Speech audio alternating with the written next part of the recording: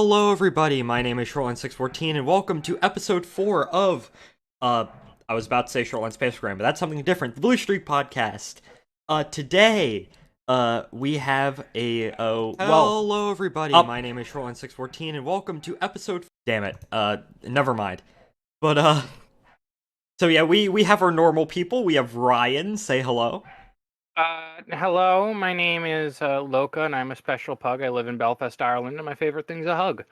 We have Steven. Hello, British Long Bay. Mr. Falor. I don't know what cabbage tastes like. We also have, last but not least, our very special guest. Now, Ryan, you know this guest quite well. I think I'm not bringing him on to give you a heart attack or anything, but Ryan, how you doing? I've been looking all over for you. Hey, come back here. I'm kidding. Yes. Hello. Hello. Hi, Yes. Ladies Hi. and gentlemen, please welcome Norfolk and Reckless, Wait. known as A Jimmy. surprisingly talkative snowcone. fucking hell. Real name's Jimmy. I am the voice actor for Bickless, up until now operating under semi-secrecy under that. Listen, that pseudonym. not many people watch us anyway, so it's not like anyone's going to care. It's gone long enough anyway. It's been like 3 years. I think it's time to say, yes, my voice is Bickless.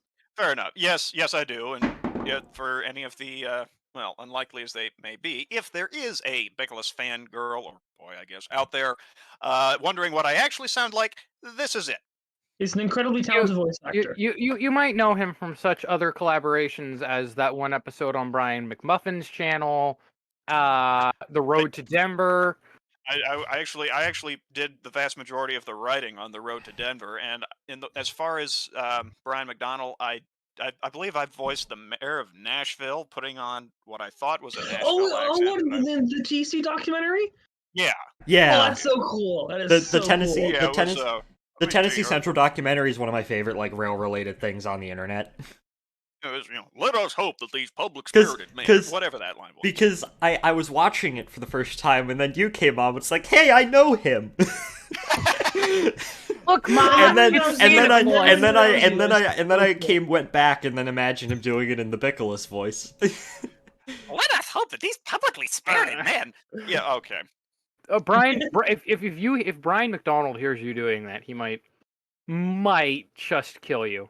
Literally, Jimmy will die. I wasn't gonna finish that sentence. Anyways, welcome. The first part of the show is, of course, the Railfan Experience, where we talk about the shit that we've done this week. Ryan, have you done literally anything? Well, I've made a very special unit for a very special someone. You'll show that in a bit. But other than that...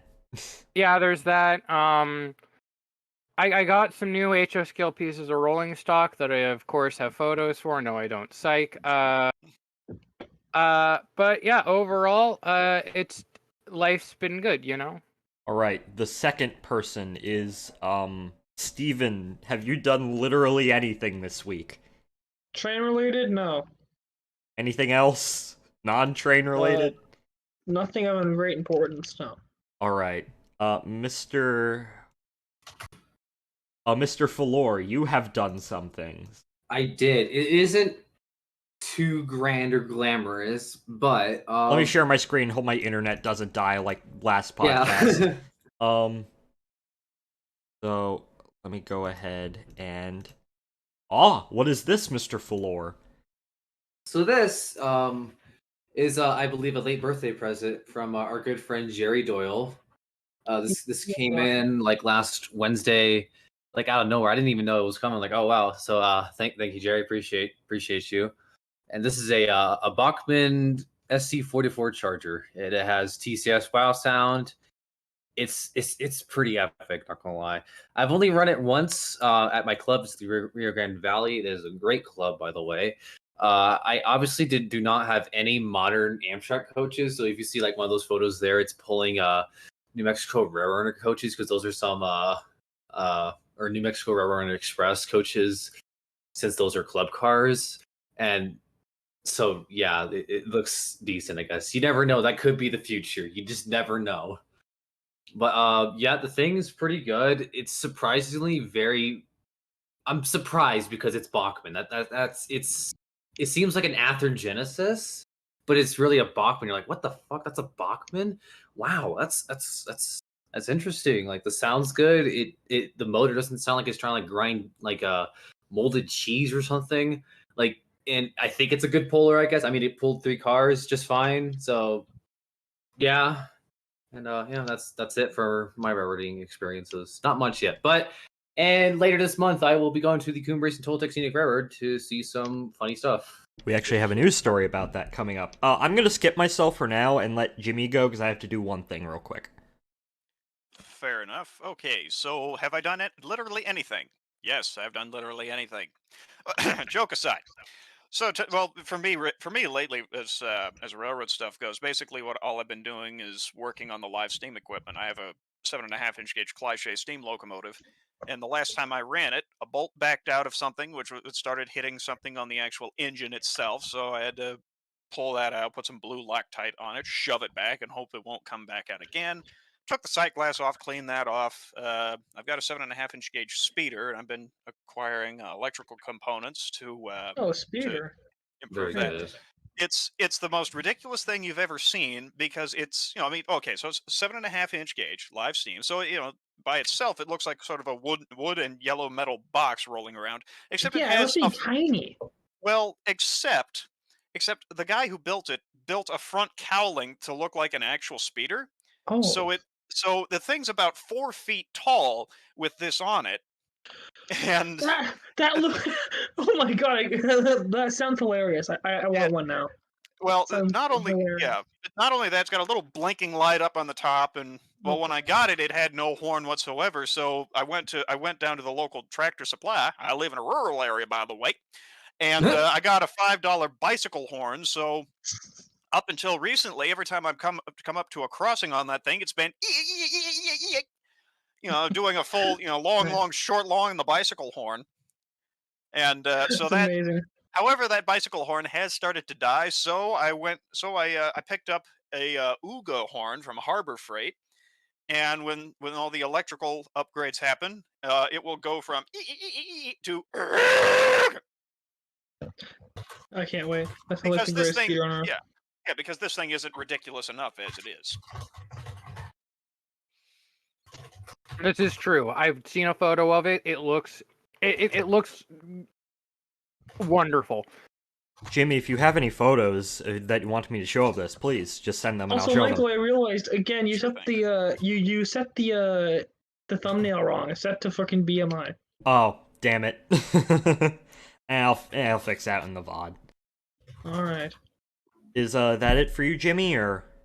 I think so. I mean, oh well. Let's see. I made my second major purchase from Discover Live Steam, a trailer to haul this stuff around. Now I just need to fumble around with the paperwork in the DMV and make because I bought it from Maryland, so gotta get papers. It's paperwork and all that. That's about all that remains for this thing. Alright, that is all fine and good. Now, I have done something. Actually, it's not me who has done anything, it's Ryan who's done something. This Yes. is a Washington and Ohio transportation company SD12. Now, what is an SD12? Well, last night we were all in a voice chat talking about fictional railroads, and I am a big fan of the Illinois Central Gulf. In fact, in the history of the Washington, Ohio, it is canon that the Washington, Ohio indeed actually buys the Illinois Central Gulf. I especially like of course, the Paducah rebuilds, and I got myself thinking, I want to have my own rebuilt locomotives that become iconic for like short lines and whatever. So me also being a big Southern Pacific fan also likes the SD9. Now Southern Pacific rostered over half of all SD9s ever made, so naturally the Washington, Ohio needs to have a fuck ton of SD9s as well. So I put 2 and 2 together, and I'm like, what if in the late 70s, the Washington, Ohio rebuilds a bunch of SD9s into what I'm calling SD12s? The main thing being turbocharged with an upgrade prime mover, and of course it's a chop nose now. It's a normal cab instead of the high nose. So I don't know how to reskin because I barely play trains. So I went to my good friend Mr. Ryan Loebner of RyanLoebner.com. That's me. In fact, I'm working on it right now. And I went and said, Ryan, can you reskin a Washington, Ohio? Because there's an SD9 model with a chop nose. So I asked Ryan, can you reskin it into Washington, Ohio? Well, this is phase 2, the orange and blue, with the W&O Transportation Company logo, with our epic mascot Chipper. And this is how it is turning out so far. Very good. It looks very nice. The back end of it, Ryan, there's the back end. That's a whole thing and a half, but I think this is going to turn out really well, and I ended up writing up some lore on the Washington, Ohio. Michael, I forgot to ask, do you want the pilots like and stuff black? Yeah.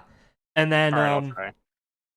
and I do have like the entire lore up in my generic W&O document, but so yeah, that's what I/Ryan have been doing, developing more stuff for my fictional railroad. Now, here's the thing that Jimmy was talking about. If he wants to go more into this, Feel free. I put the photo in the chat to share it. yeah, I'm sharing it on the screen right now. Okay. So that's I Yeah, really the like photo there. that looks ridiculous. It does. That's one of the things that makes it great. This photo was taken on the White Creek Railroad in Michigan. I was scouting out a couple industries because I've been working on a virtual rendition of White Creek, albeit called Willet Creek, in open rails. But I started that project after the last time I visited. This photo was taken last month now, something like mid-July. I was, like I said, I was going around the railroad and marking down things for the various industries. I can get more into the White Creek Railroad later if you'd like. Somebody is typing very loudly. Probably me. Yeah, that's that. That's what we've done this week. Speaking of White Creek, Jack. Yes. It is your segment of the show, which slowly morphs into everyone's segment of the show, where we just talk about trains for 8 trillion years. Yeah. So, honestly, I don't have any written down questions, but that's okay. I have a brain and I can use it, I think. So, something that we do need to ask though is how Bickless came to be. Okay, yes. How did the Bickless voice become the Bickless voice? That is a very important question. Okay, so the whole Bickless voice thing. So, well, see, when Ryan first started the Terrible Tale of Clinchfield 311, I was very heavily involved. We were still actively cranking out episodes of The Road to Denver, and so various train series had been on the brain. I saw Ryan's pilot episode of 311, and I got a kick out of it. I thought it was funny. I'd been talking with Ryan here anyways, and so I told him, hey, if you want a hand with the series, let me know. And he says, well, I've got a new character coming up. I'd like to see what you can do for a voice for it. So I said, okay, can you give me a test line? And he copied, pasted the very first line that Bickless utters in the Terrible Tale of Clinchfield 311. So I assume this engine is for me, eh? And so I took that, and I had a couple different ideas for voices. So I sent him an audio file with 3 different voices in it. The first one, I did what I call my Bullwinkle the Moose impression. Oh my god. The first attempt was something along the lines of, so I assume this engine is for me, eh? It is That was very Bullwinkle. good. And then I thought for a second, okay, well, if I'm going to go low like that, I should also do one where I go high. So the result of that was, so I assume this engine is for me, eh?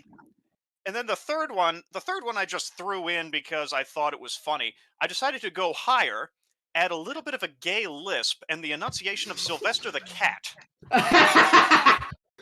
And the end result was, so I assume this engine is for me, eh? Perfection. And That is pure perfection. And so I asked Ryan here which one he wanted, and well, he made his selection, and it went from there. And now it's the voice always brought up in therapy. Yeah. NSB Production says Ryan's reskinning is good, and the speeder thing is the funniest thing I've ever seen since last Tuesday. Oh, if you think that if you think that speeder is funny sitting idle, you should have seen the first time I took it out on a 7.5-inch gauge track, because the springs are kind of loose, so it kind of rocks back and forth a bit. And the first time I ran it, I thought I had no idea what a good speed was for this scale.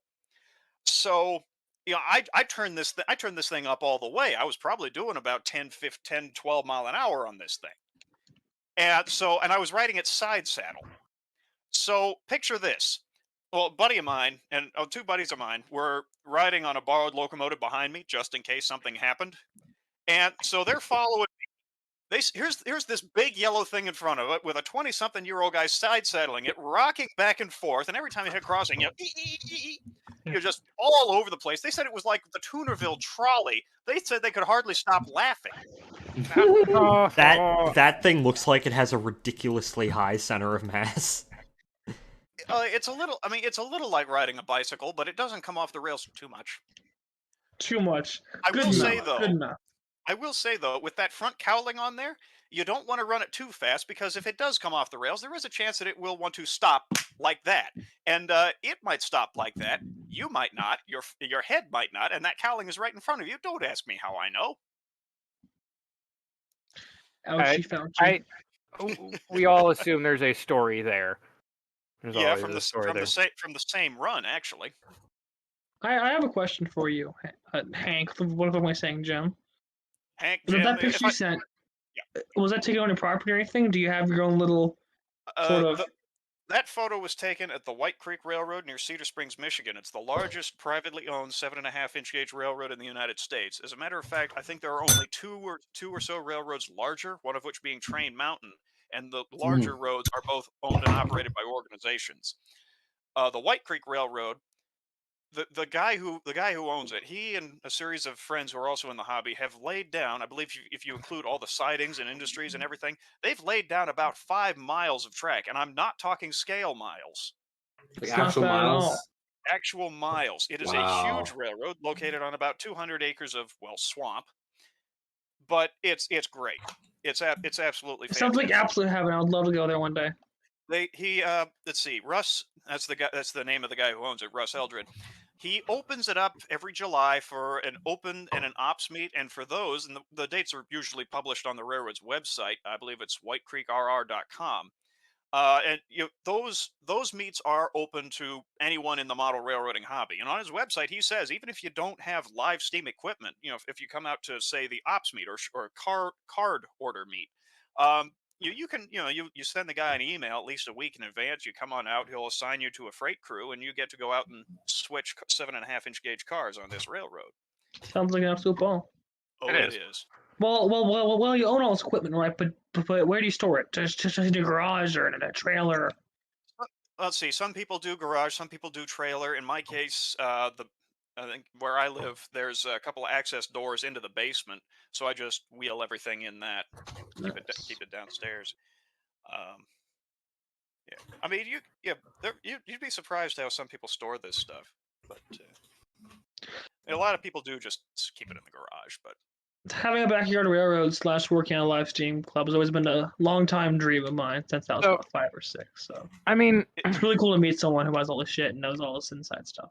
well, I'll tell you this much: live steam is you'll meet all kinds of people in the hobby.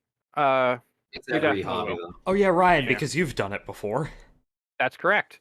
in Uh, Britain. Oh, I'm going back to be doing it. So There's got to be a couple of stories there, although we could do those near the end of the thing. Yeah. Anyway, so Jim, yes. tell us about your OR rendition of the doodad. Let's see. Well, there's not a whole lot to say about it. I mean, well, so in 2020, let me back up a little further, actually. So from starting in 2016, the group of rail fans I talked to the most, we sort of refer to ourselves as the Gmod Foamers. We have done sort of an annual summer trip. And different guys have made it different years, but it started the first year when a buddy of mine, Sam McCutcheon, and we took a road trip down to Louisiana where we picked up Brad Duncan, the other guy who does the road to Denver, and we visited the tourist railroad closest to him, the Texas State Railroad. And then Always embroidered in conflict. I remember correctly. well, that was mostly due to Iowa Pacific, I believe. But and it was under Iowa Pacific control at the time. So yeah, it was kind of odd seeing a logging Mikado pulling an Alaskan Superdome. But Oh other than yeah. that, at any rate, Ed Ellis is an interesting person, and his company So is say- also very interesting. interestingly bankrupt. But at any rate, so once we finished up with that, then we brought Bradley back east with us. We stopped at Tennessee Valley, Virginia Museum of Transportation, Strasburg, Steamtown, whatever we could hit in a reasonable amount of time. And well, the day we visited Strasburg, another guy from our friend group from the online chats. At the time, it was Skype. We were operating on Skype. A guy by the name of Jake Abel. He was in Strasburg that weekend, and we nearly missed him because of mechanical problems. But he was able to stay, just an extra morning at Strasburg so we could meet with him. We caught the first train to paradise. I feel like there's a joke to be made there somewhere. But at any rate, we caught the first train to paradise with him, and while on the train, he kept saying, "Oh, I got to get you guys to White Creek. I got to get you guys to White Creek." And we're like, "What's White Creek?" He says, "Live steam railroad." And I'm like, "Well, okay, fine." But we were kind of, maybe, maybe not. But anyways, we parted ways. But about the same time, but as we put Bradley Duncan back on his train home, Mr. Abel set up a new separate Skype chat and added all of us to it.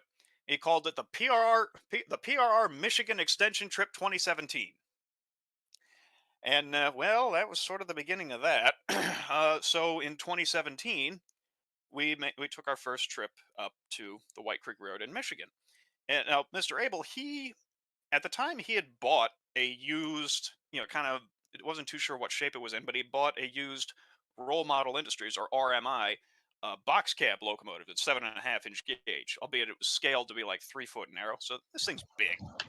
He had bought it, and he kept saying, "Well, it needs some work, but I'll have it ready for the trip. I'll have it ready for the trip. I'll have it ready for the trip." It wasn't ready for the trip. But at any rate, let me see if I can find the photo. Now, Sam McCutcheon earlier on had purchased a frame for a live steam engine. There was, Oh, and I'll is be there. this? I'll be throwing, and Michael, I'll be throwing the photo in the group chat for you. Blue crab. Is this the blue crab? Is this the Yes. iconic? Oh, this is the Yes. iconic The Crab. Gentlemen, you will love this. Okay, go on. All right. So This is if the I best can story get this Jimmy to- has. If I can get this to send, okay, there it is. So Sam had a frame he had bought he bought off of the now defunct For Sale section of the Backyard Railroading Group on Facebook. A live steam club on the West Coast had listed this thing for sale for like $400. It had been sitting in their workshop for for years. No one had touched it. No one knew who owned it. So the club basically said, "Put it up for sale, get it out of here." So Sam bought it.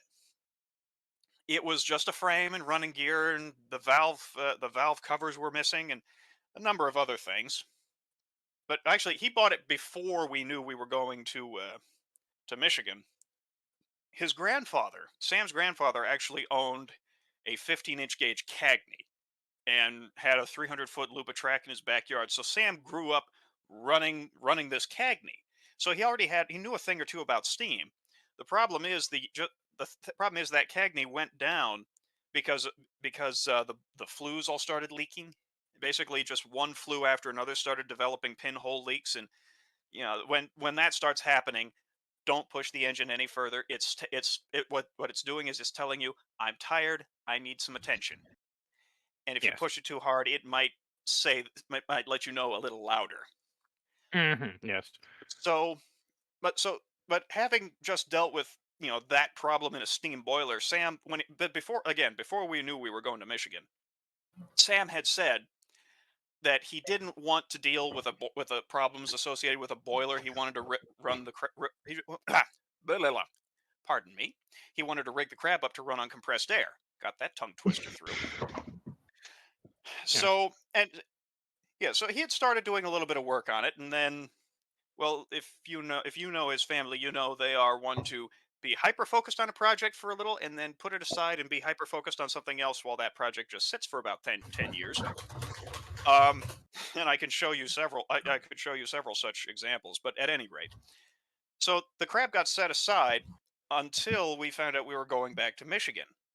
And I mean, again, Jake was insisting that he'd have his box cab running because based on what he knew about the scope of work at the time, he wasn't just blowing smoke.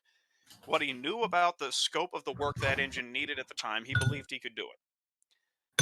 But even with that, my line of thinking was if we were going to visit one of these railroads, we should bring as much of our own equipment as possible so that we're not you know impinging on anyone else, trying to saying, "Hey, can I ride with you? Hey, can we do this?" Just you don't want to be begging for running time, or just you don't want to get in people's hair. Um, so I've been poking Sam about getting the crab running. And by the way, that's what it's called, a crab, because the frame was from off of a Little Engines crab type locomotive, which is based on an 1830s B&O design with a vertical boiler, and the main rods being geared to a counter shaft, which drives rods to the actual drive wheels. So the main rods on this thing spin the opposite direction of the side rods. It's a wild thing to see go down the track. But I've been poking Sam. And one evening I was up there playing Gary's Mod or something with him. I'd go up to his place fairly regularly back then. This was like early spring of 2017, and bear in mind we were going to be going to Michigan July of 2017. So we're sitting around, we're playing games, and I say to Sam, what we really ought to do is at some point here we ought to get the crab frame out and see if we can get it to run on compressed air, so at least we have some idea what we're dealing with. And well, it just so happens Sam had it sitting under his HO scale layout right behind us. So he pulls the crate out. We look at it a little, and he says, "Well, you want to try to do that tonight?" I was like, "Tonight?" He said, "Yeah, we got an air compressor out in the garage. Let's go." All right. Now, bear in mind, at the time, this thing did not have cylinder cock valves, but it had holes for cylinder cocks. We didn't really know the state of much of anything else on the frame. So, and again, it had never been run. So we take it out to Sam's garage and rig an airline up to it.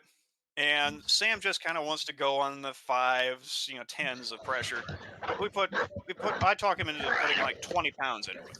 We put 20 pounds into it, and it's not really doing anything. I mean, if you get it just the right point on the power stroke, it would just kind of, so it was showing signs of life, but it wasn't doing much. And again, bear in mind, a lot of air was just blowing straight down through the holes for the cylinder cocks.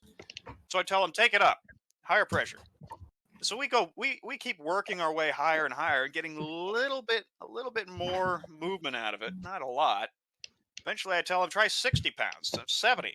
Eventually we get up to about 85 pounds of air pressure going into this thing, and it just lightly, the side rods are just kind of going, and it was moving at 85 pounds, which is a lot higher than it should be taking over at, but it was moving.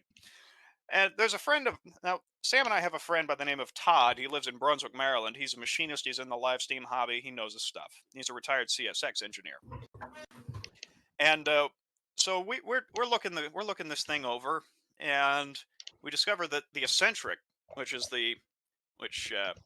for those of you in Detroit is the sort of offset circular thing that the rod that goes to the valve is set on, and that's what sets the valve position to admit steam, or in this case air, into one side of the cylinder or the other.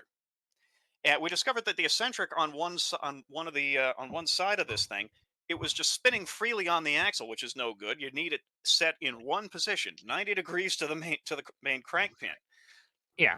So we knew it was spinning because a little set screw, or as the English would say, a grub screw, was missing. So, and there was, of course, missing hardware all over the place. Sam had made valve covers out of plexiglass, which for air purposes worked. If we were to steam the thing, that would not work, however. Yeah. But anyway, so we're sending messages back and forth with Todd. Eventually, he says, "Yeah, that frame needs some love." And well, I don't think it's really fit for broadcast. The response I had for that, at any rate. Yeah. Okay.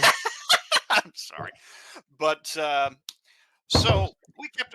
Well, anyways, at the thing is, that year Sam was joining his local fire department. So I mean, I was continuously reminding Sam, we need to work on the crab. It's nowhere near ready yet. and he'd say, "Yeah, we'll get to it."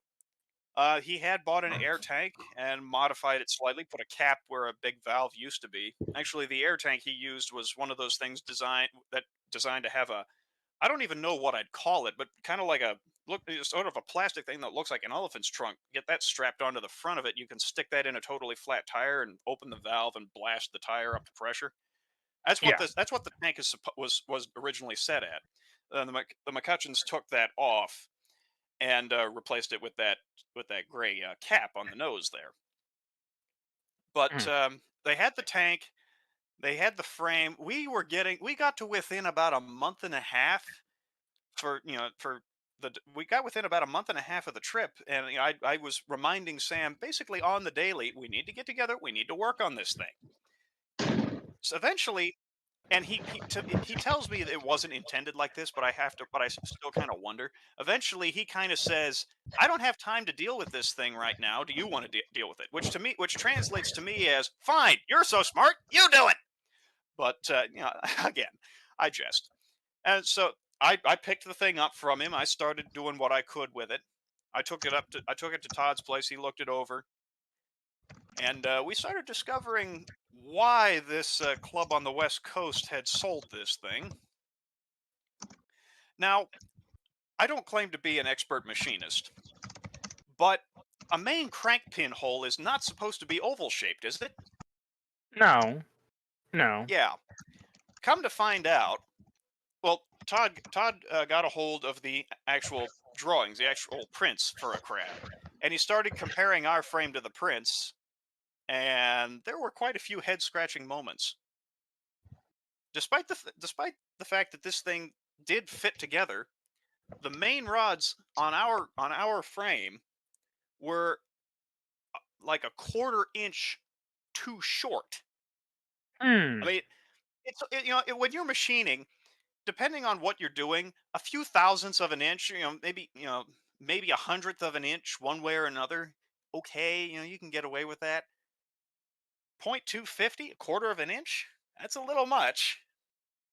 But as for the main crank pin holes, that was a tail and a half. Now, one thing about the crab kit, when little engines made them, and Banning Locomotive Works makes them now, you can get the kit of parts for like, I think it's about $1,200, $1,400. Um, these things were designed to be very basic steam engines, the kind of thing if you have if you have a small lathe and a drill press in your garage, you could do it. You could get one built. Well, this guy, whoever built this thing, he didn't quite use the drill press.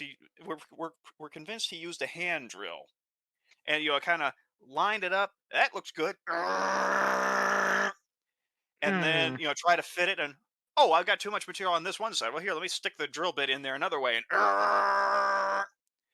and then press a bushing into that, and then the back. But so you end up with a like a you end up with a main. So that's how you end up with a main crank pin hole that's shaped a little like a cork.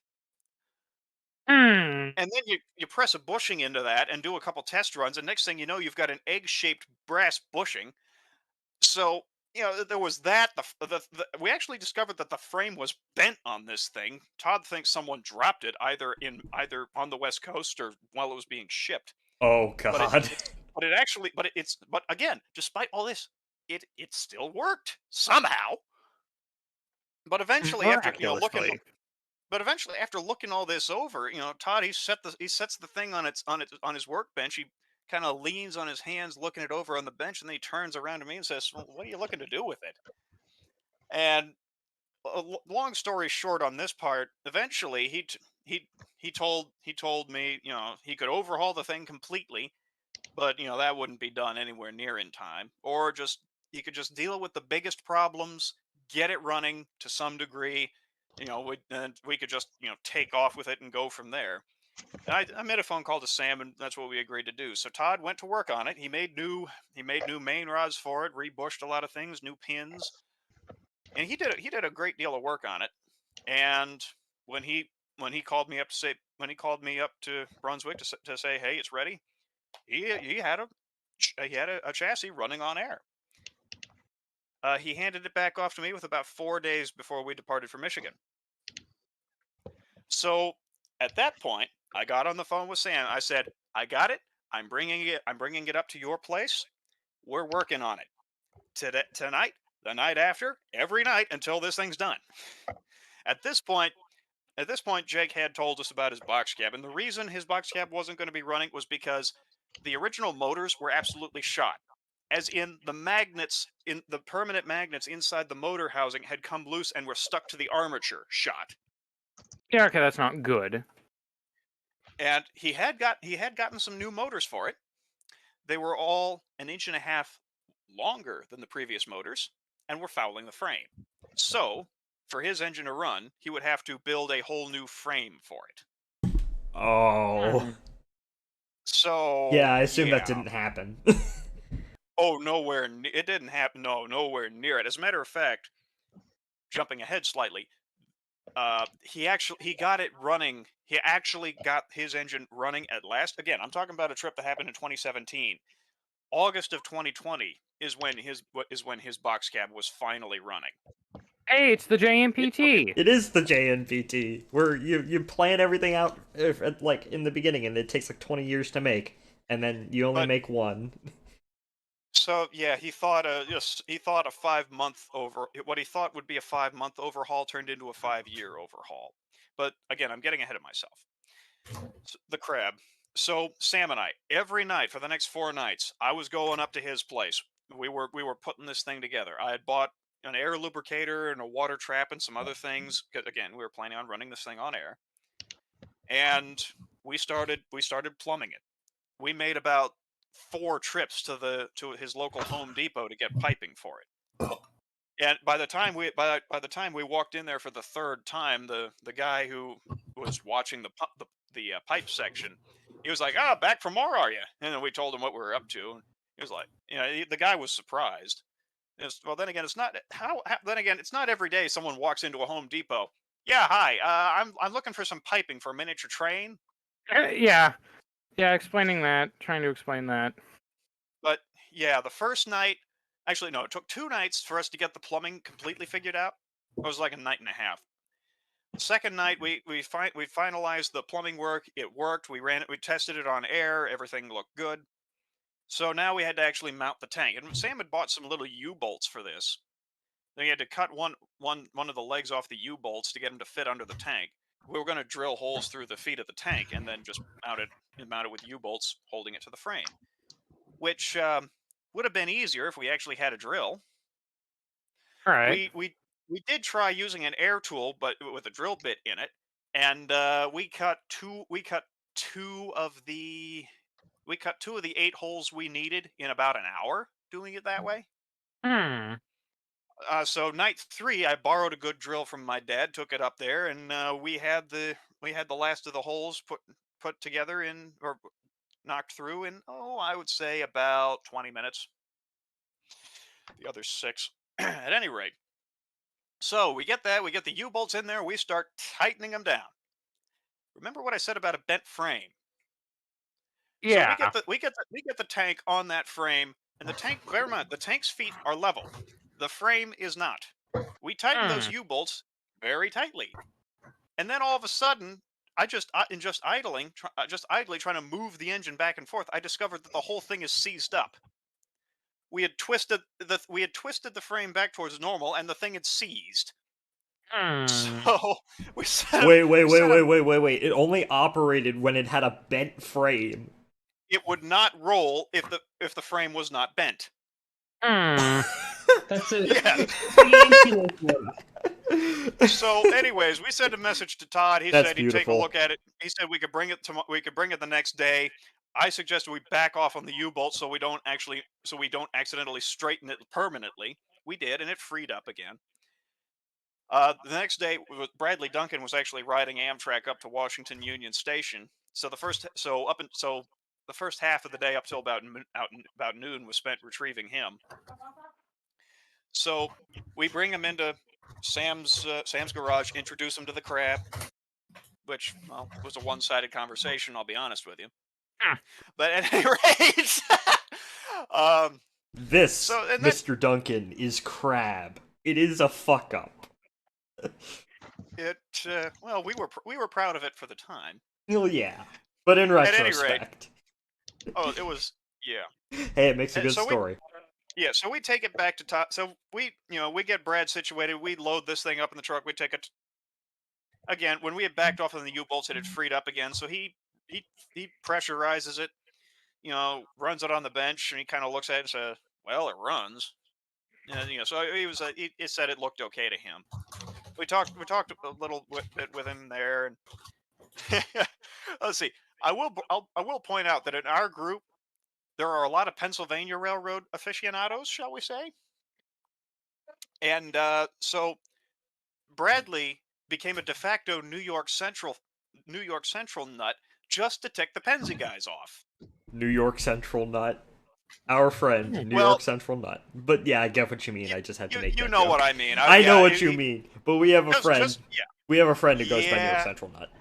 Yeah. At any rate, yeah. So Brad, he would take the side of the Central just to rile the Pennsy guys up. But Beautiful. Brad Sam is was literally wearing, me. yeah, Literally just agent of chaos. yeah. So, but that day, Sam was wearing a Pennsylvania Railroad belt buckle, and did I mention Brunswick, where Todd lives, was a B&O town. So Todd's dad was hanging around, taking a look at this thing, because how often do you see such an oddball locomotive in your own garage? But anyways, Todd's father sees Sam's Pennsylvania Railroad belt buckle and said, "Oh, that doesn't fly around here. This is a B&O town." Bradley, stomps right over and said, "Let me shake your hand again," and shakes Todd's dad's hand over that one. Brad. So, Brad. at any Brad. rate, Brad Duncan is a hoot. I mean, I bet, like I say, with the road to Denver and all that, I worked with him, and I still do. But at any rate, so the engine, good enough, was going to go. We took it back to Sam's place. Brad had made a whole bunch of magnets, one that had the road name, Blue Mountain and Southern. And well, in Gary's mod, he's known for putting faces on trains. And he had made some face magnets for the crab. And I'm afraid I don't have any of those images handy, at least on this computer. Otherwise, I'd share them. But so Brad, he did his thing. He put the various faces on the crab and showed us the various logos. And ultimately, we chose for the road name and road number, Blue Mountain and Southern, number 75. And it also got the name Larry. So yes, that is Larry, the Maryland Blue Crab.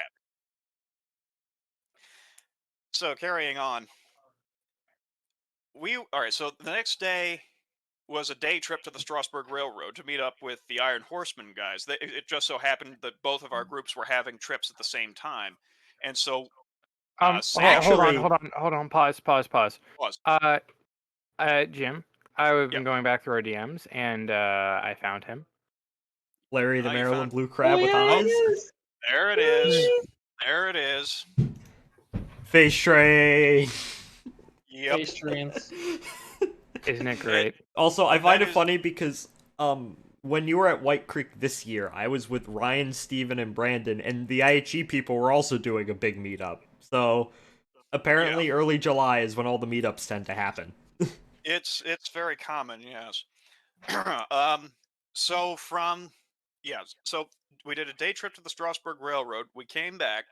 As soon as we got back from Strasburg, I went back into Sam's garage and I made the last piece we needed for the crab. I took a piece of aluminum, cut it down to size, drilled a couple holes in each end, and rounded the ends to make a drawbar. That was the last piece we needed, and that last piece was made, I would say, somewhere in the neighborhood of 9.5 hours before we were hitting the road for Michigan. So yes, I know this. I sound very confident when I talk about this, and I sound like, oh yeah, we had this. We had no idea if we were actually going to have this locomotive ready. We pulled it off by the skin of our teeth.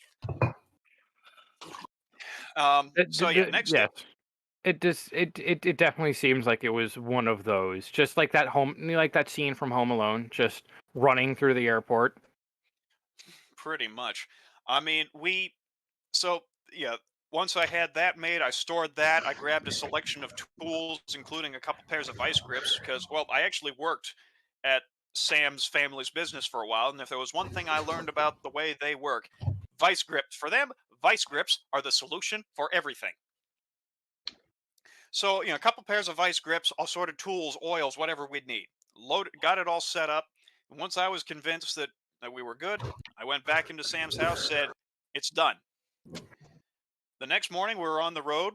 We did the drive to Michigan in 2 parts, so that we could hit the Henry Ford Museum on the way, and then a couple of the days we were going to be a couple day that we're going to spend a couple days doing other things in Michigan, hobby shops and model railroad clubs and things like that.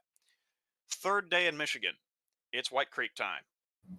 Again, we had an air-powered locomotive, but no source for air. So Sam went to a Sunbelt Rentals near Grand Rapids and rented a wheelbarrow air compressor, the kind of thing you'd see at a construction site. Little wheelbarrow air compressor. It's in the first photo I sent. Rented that. We went to a Home Depot, bought some sections of air pipe, air line. Yes. Jake Abel went to went to his house to get his flat car, coincidentally lettered Western Maryland. Mhm.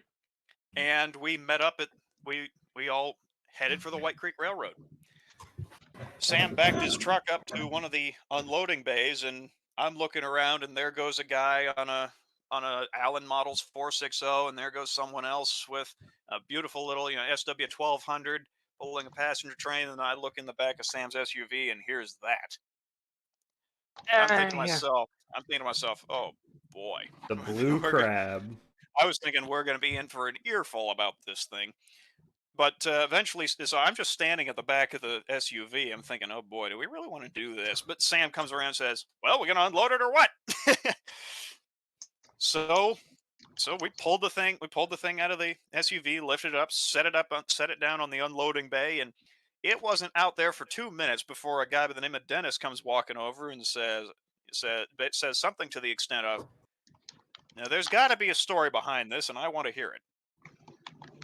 And so we tell him about it, and he says, and after he hears the whole story up till that point, he was fairly impressed actually, and he said that on occasion he would write articles for Live Steam and Outdoor Railroading magazine, and he said stuff like this might actually is usually what that magazine is looking for. So he said, well, would you guys mind if we were to sit down and I'm interview you for an article? And we were like, sure. Anyways, about that time, Jake Abel and well, actually we had two Jakes on that trip. Jake Abel and another Jake who is known as Warhawk 29 or Trainman 29 or something like that on YouTube. He's put up a few videos of his Gary's model steam locomotives and whatnot. At any rate, they roll in with the flat car and we get to work doing the final setup.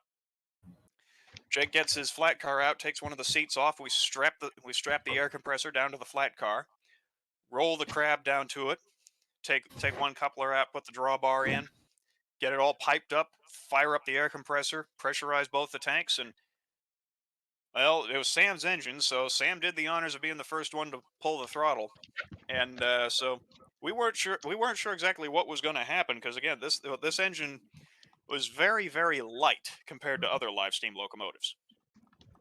And so I was afraid that it would, you just open the throttle and it would just sit there spinning. But Sam opens the throttle a little bit and off it went. But our mechanical troubles were not over because when Sam shut the throttle, it slid to a stop. Uh-oh. And this thing doesn't have brakes on it. So it wasn't a matter of over applying the brakes, it was a matter of something's causing it to lock up and slide. We rolled it back and forth a little before we figured out that the crossheads were colliding with the packing glands when the engine was coasting, and this was something that wouldn't have come up at this. This was something that didn't come up on the bench tests because when the thing was tested on the bench, it was under power, so the slop and the slack in the rods was bunched up in one direction, but when it coasted, it was bunched up in the other, and was bunched up in the other. It shoved the crosshead back just that little bit more. So, well, what could we do? Well, a little bit of file. Yeah, just take a little bit of metal off the crosshead is all. We didn't have a file with us, but the railroad has a complete shop, and Russ is generally speaking, he's very very willing to loan you tools so you can get your equipment up and running. So Dennis offered to give us a lift up to the shop, and did I mention Dennis has a powered caboose? for those of you who are familiar with these things, if you know what a generic electric is, a little two-axle box cab, Dennis has one of those, but instead of a box cab locomotive body, it has a bobber caboose body on it, The move and boost. it's motorized. Move So, boost. so yeah, when he's at White Creek or really any live steam railroad, he's riding around on a flat car with a motorized caboose pushing him around, and you see him come flying down a hill like that, and a lot of people have kind of gone, "Oh no, what?" Yeah, they think it's Thinking a he was runaway. there was Something- that, or a side note, one time he was switching the yard with it, and so someone thought the back half of a train had broken away and was rolling out of the yard. Nope, Ah. just the caboose. Something, wrong side, wrong track. That's me out front and back. CB. Oh no. Don't get the reference, but we'll go with that. Starlight Starlight Express. Express, the killer caboose. It's Ah, I see. ah. Aha. Anyways, continue. Up to the shop. Our group's kind of just following this thing. One of our guys actually gets hit in the ankle by a -9 that's getting pushed out of the engine house. Ouch. So I mean, he's a steep. He barely even noticed. It was just kind of a little trip. Huh? Oh, he just got hit by a train. Ah. Imagine but getting he's a hit steam by guy a train anyways. and being barely noticing. Yeah, Oh, I mean, so okay. though we do like to kid him that I mean he's a steam guy. We kid him that he does at least have a legitimate reason to hate -9 since one attacked him. But at any rate, Since one attacked him. Well, yeah. That I want every time. Okay, now official request for any news source. Any news source to represent a car got hit by a train. The train attacked the car. There you go. It's never a train crash anymore. The train attacked the car. why do I feel like I've seen that headline somewhere? But at any rate, Yeah, probably. so a little bit of filing work, and then I moved the thing back and forth on the shop leads. No problems. Sam wanted to take it out for a real test run. Still wasn't too certain. I mean, I'd been working on this thing, and I was sort of the quote unquote chief mechanic, so I wasn't too certain about it myself. But Mr. Abel pulled a favor with a friend of his, and so I rode behind the crab, behind someone else's electric locomotive, and so we did the test run, and it did okay. It was using a great deal of air pressure going up hills, but that was more or less to be expected. And so once that was done, we more or less put it away. Well, actually, no, we didn't put it away. Once we got back from that test run, I'm looking it over, and one of the crosshead guides had come loose and was dangling off the locomotive. Otherwise, it was fine. So I There you started go. trying to find the tools to fix that, but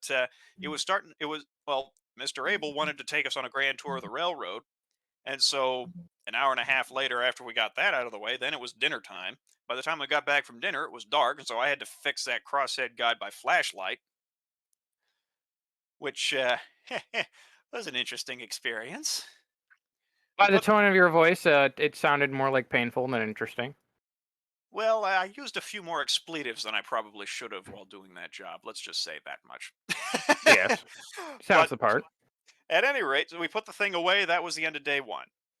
Day two, and we attended a card order or an operations meet that day at White Creek. And for those who don't know, at the White Creek Railroad, a card order meet or an operations meet, it's run almost exactly like an operating session at a model railroad.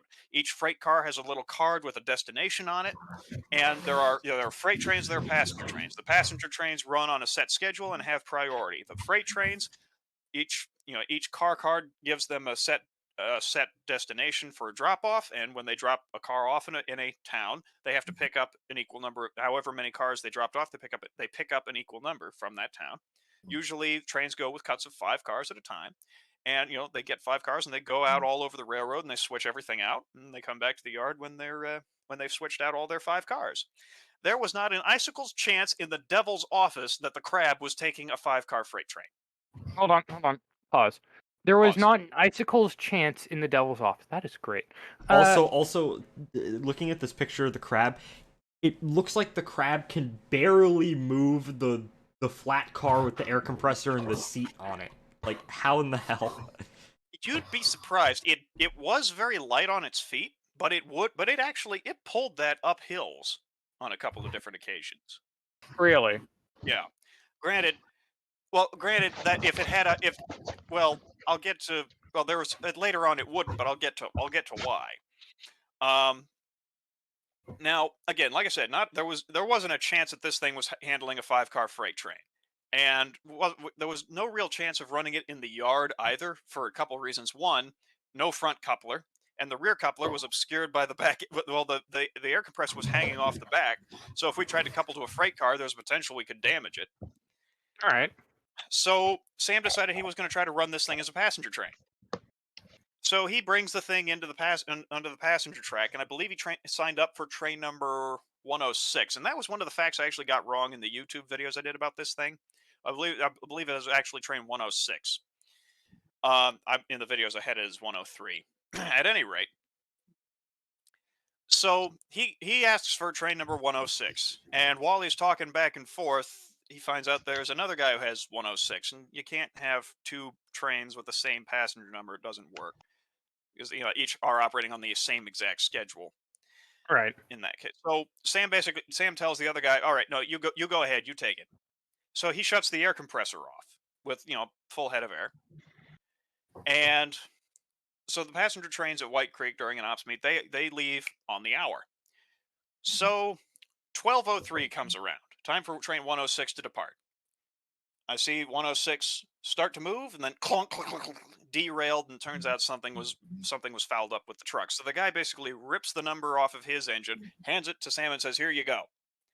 So Sam says, "All right." So he goes back and he starts yanking on the pull cord for the compressor, and he's yanking and he's yanking and he's yanking and he's yanking. He's got the throttle where it's supposed to be. He's got the choke pulled out, and it won't start. Now, I was working in the yard that day, so after Sam fiddled with the thing for a couple minutes, I went over and said, "All right, what's the issue?" And he said, "Well, I can't get it to start." So I was trying everything I could think of: full throttle, no throttle, all choke, no choke, every combination you could think of. And then someone came by and said, Does it still have air in the compressor's tank? Maybe that's it." Well, tried a couple more things with the engine, then looked at the pressure gauge, had about 90 pounds of air still in the compressor's tanks, and I thought maybe shut off the valve to the Crab's air tank to maintain the pressure it was still there, uncoupled the air lines, bled the air out of the compressor, recoupled it, pulled the starter, and right up it came. So as soon as it rebuilt air, Sam was ready to go. About 5 minutes late. Actually, probably closer to about actually, it's like I think it was closer to about 10 minutes late. So off he goes, and so I keep working in the yard. I'm looking at my watch. I'm keeping in mind about the time he's supposed to come back through the yard. I have no idea if he's going to be able. I have my doubts as to whether or not he's going to be able to make up time with that. But I keep an eye on my watch. I look about the time he's supposed to come back through Hidden Valley Yard. No sign of him. Whatever. I keep working with the guys classing cars. About gets to about we get to about other passenger trains are back in, all that. The other passenger trains for the 1 o'clock hour depart, and Sam still hasn't gotten back. About 10 minutes after the new set of passenger trains all take off, I hear the compressor. I hear the Crab. It comes into the yard. Technically 106 goes through the yard, down a branch line, loops around, comes back. Sam got into the yard, handed his number off, and they canceled the rest of that. And so the Crab got moved back to the Steam Bay yard, and that's where it sat for the rest of the afternoon. Now, it sat there for the rest of the afternoon. At the end of the day, I figured I'd try to take the thing out for a run. So I do an oil round on it. I fire up the compressor. I head on out. The rest of the guys, they're on a bar. Let's see. Jake borrowed a Jeep 9 from Russ, and they were out running freight switching. I mean, it was after hours. Technically, the yard shuts down at 5, and at that point, if you want to just run, you can. But if you want to keep switching, you're also more than welcome to do that. So they take off on this Jeep 9, and they're doing switching.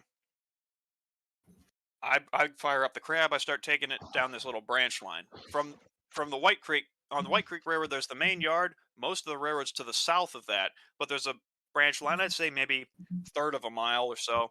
Goes out, a couple passing sightings, loops around, comes back. So I start taking it down that line. It was the same line we had tested the crab on. And so I'm going on down that way, and I pass the guys and they wave and all that. And there's another train comes up. That comes, working my way down. I come up to a town. Let's see, I believe it's Oakley. As I'm rolling into Oakley, compressor shuts down. I thought to myself, oh great, what now? So I roll into town. I hit the button to release the signal block behind me, bring the thing to a stop. I start yanking on the start cord again. Nothing. Absolutely nothing. I drain the air tank again. Still nothing. Then I thought, wait a minute. It ran the day before. Sam had it running for hours today, and I don't think we put any gas in it. I pop the lid, dry as a bone. Out of gas. Okay. I pull my phone out, call the guys on the Jeep 9 and said, hey, I've run out of gas. Would you mind coming and giving me a tow? So that's what they did, except they had to do some funky switching once they got there so that they could put a flat car between their caboose and the compressor, because like I said, compressor was hanging over, and we didn't want to pay. We didn't want to try to explain to Russ why the rear railings on one of his cabooses was now missing. Yeah, I would. So we get the thing back to the yard. I borrow Sam's truck. I go get a can of gas. I get back to the railroad, and as I'm rolling the windows up in his truck, from behind me I hear ping, clunk. I look back, and I've been rolling the windows up, but the driver's side rear window was all the way down. Normally, it doesn't go all the way down. So so chalk that up to another thing we're going to have to deal with.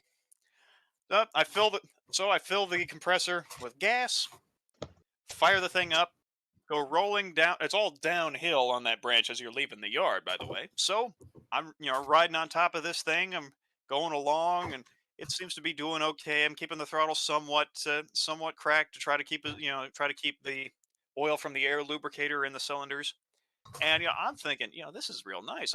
I like this. I think, and so I get around the loop, and then I have to face the uphill grade. I mean, I stopped before I attacked the grade to let the air compressor catch up, because let me tell you, that crab uses a lot of air when it's running. Yes. So I attack the hill, and I get maybe halfway up the first section of the hill before I have to start, sticking my feet down and what we call duck walking. Basically, I'm in the seat, but my legs are on the ground, and I'm sort of paddling along here. Yeah. So, all right, that's not good. Maybe, I don't know. I didn't know what was going on. So I stop it in the passing siding, let the air catch back up, take on the hill again, same story. And then when I get into the next town, I realized I hadn't pushed the button to claim the signal block, so whoops.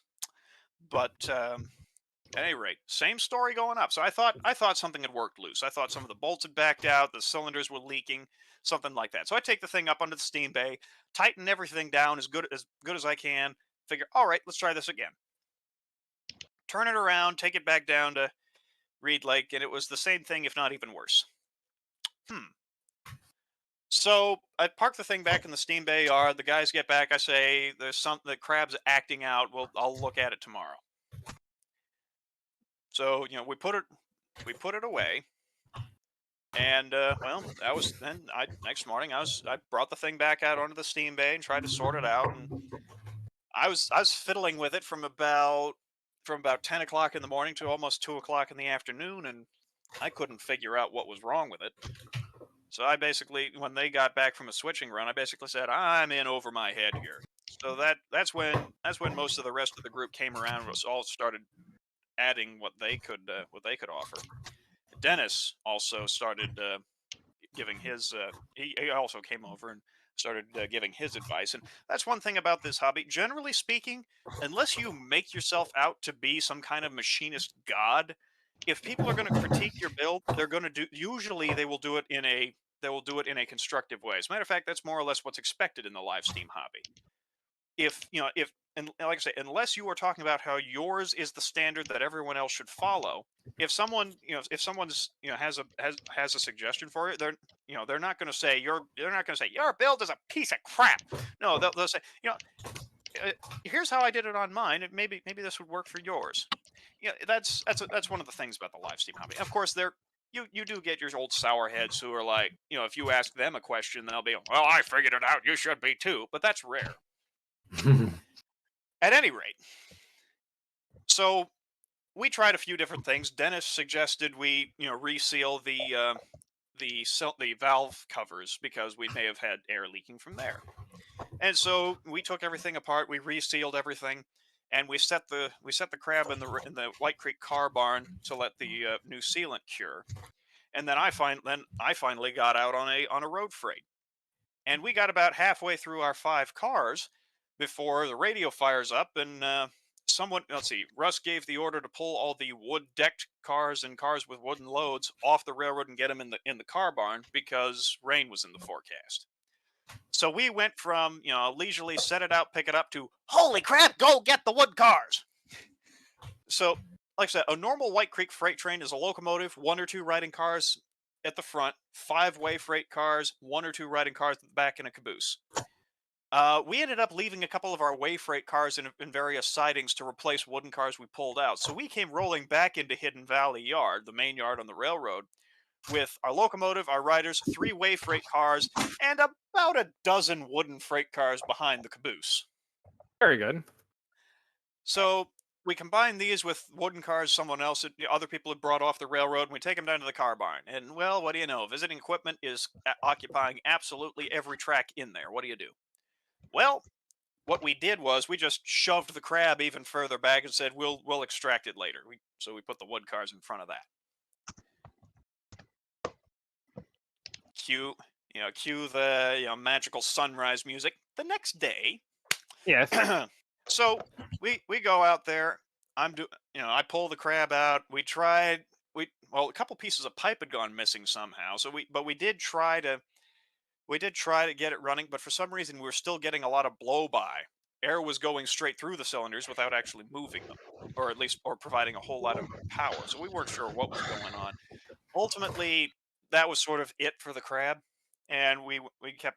So I basically joined the freight crews, and we kept going until Russ said to wrap it up, bring the cars in. But that was, and so we packed the crab up. Dennis had done his interview like at the end of the second day, I think it was. And so we pack it all up, but I'd caught the bug.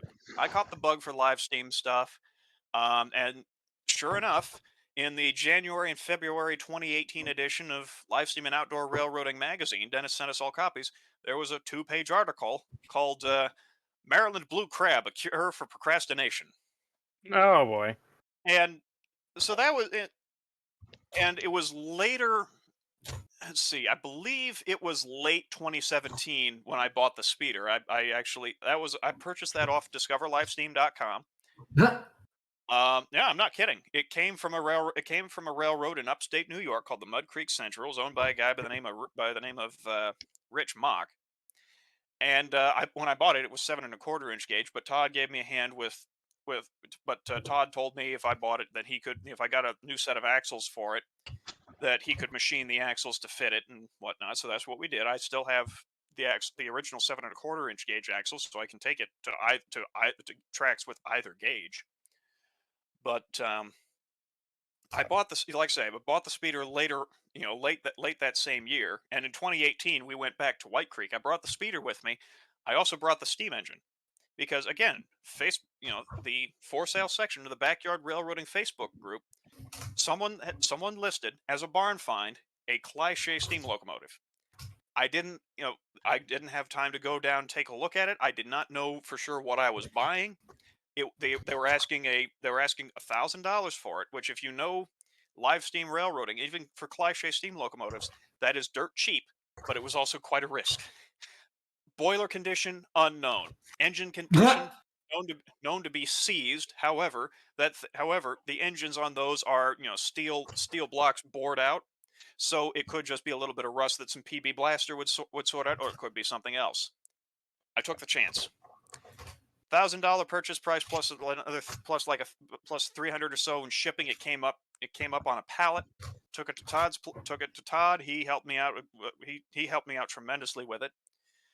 he got it freed up. The boiler checked out, passed a hydro, and it's been running. I've had at least one fire a year in it ever since. But yeah, so in 27, but that's the amazing. That's one of the things I find kind of amazing. 2017, our group shows up with Blue Crab. The next year, we've got a speeder and we've got a steam engine. Now, that was 2018. 2019, we did not visit White Creek. We did a trip similar to 2016 where we got a bunch of guys together and just hit every museum we could reach. We hit Cass, Strasburg, VMT, all that. 2020, we went back to Michigan, and this time our group had 2 steam engines because Jake Abel had bought his own Cliché.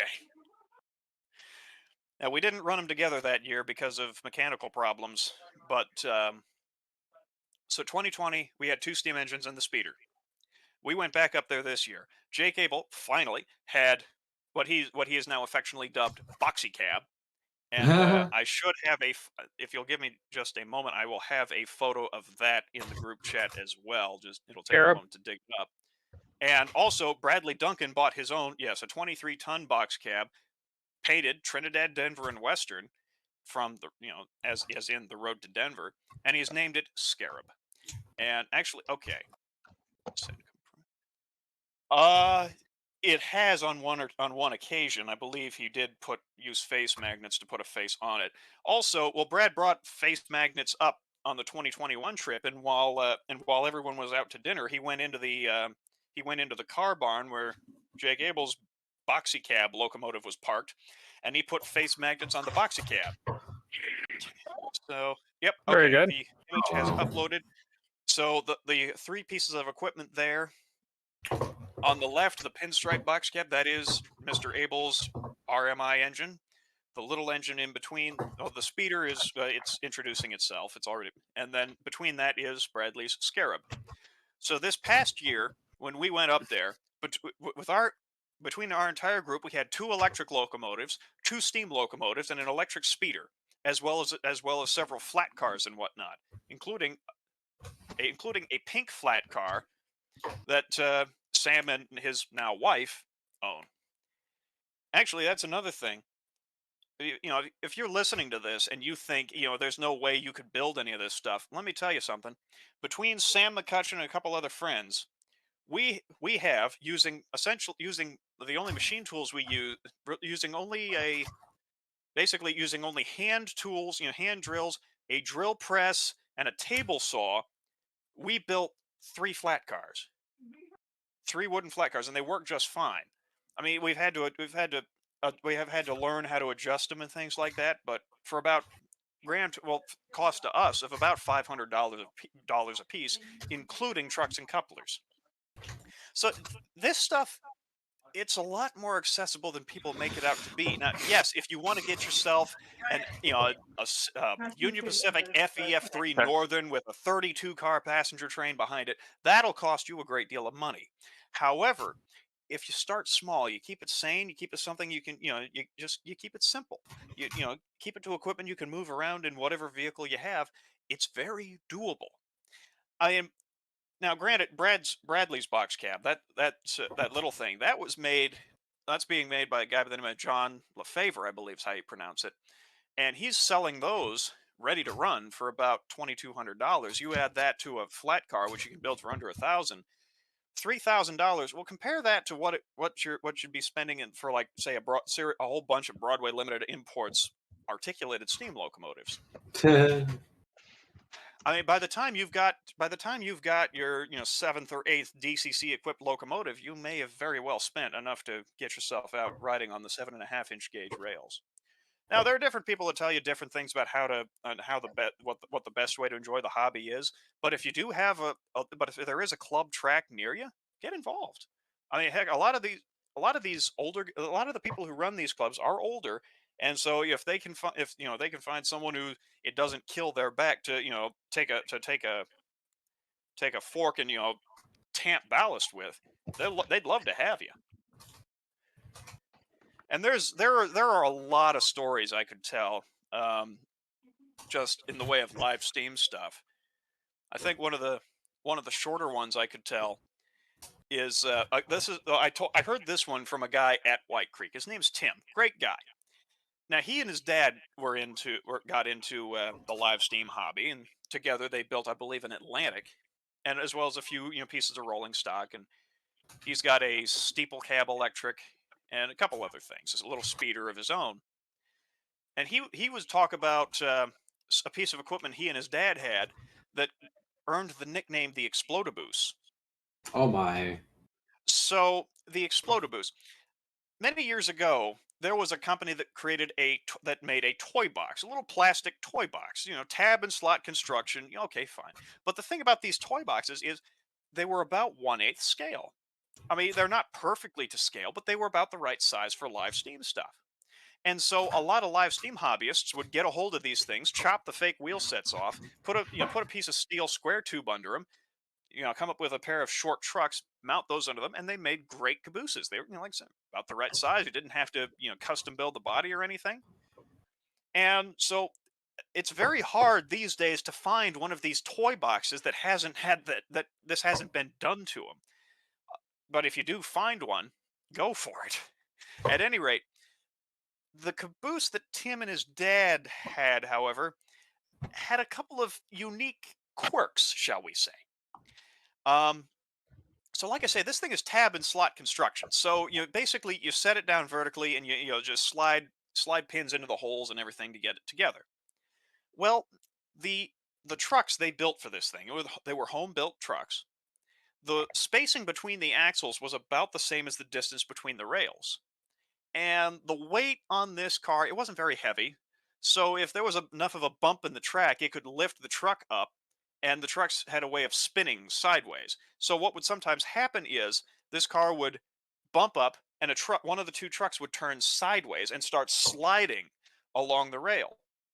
Now, what makes that particularly problematic is that most times when this stuff derails, you hear behind you. But if it's just sliding sideways along the rail, you might not notice. And it would keep doing that until it met a diamond, a switch frog, anything between the rails, and then it would get caught, and the whole caboose would go airborne and flip. And again, tab and slot construction, so caboose parts would go flying every which way. It was like one of those. It was like those Lionel Target boxcars, the spring-loaded boxcars. You pull the pin out and bang, all over the place. And sometimes when the caboose would explode, sometimes it would have to be brought back on a flat car. Sometimes they could kind of get it back together on the road. Tim told me that there was one time where an engine had derailed at this one spot and gotten back on the track about the same, and as they were getting their engine back on the track, they rolled by and the Explodaboose did its thing. So this guy's getting his engine back on the rails, and they're throwing caboose parts back in their train, and both take off their separate ways. And at the end of the day, they're back at the steam bay, and so Tim and his dad are going through the Explodaboose parts, and they're missing one part, but they find another part that's not from the Explodaboose. And the guy with that engine that had derailed, he said, "By the way, is this yours?" He holds up the part that had been missing from the Explodaboose. They say, "Yeah," and then holds up the part they didn't recognize. And, "Oh, and is this yours?" So they're passing their own parts back and back to each other at the end of the day. But eventually, they did get the Explodaboose tamped down so that it wouldn't do that anywhere near as often. Tim did say though that for them, a good run weekend at a track with the Explodaboose was a good weekend was only having to put the caboose back together 2 or 3 times.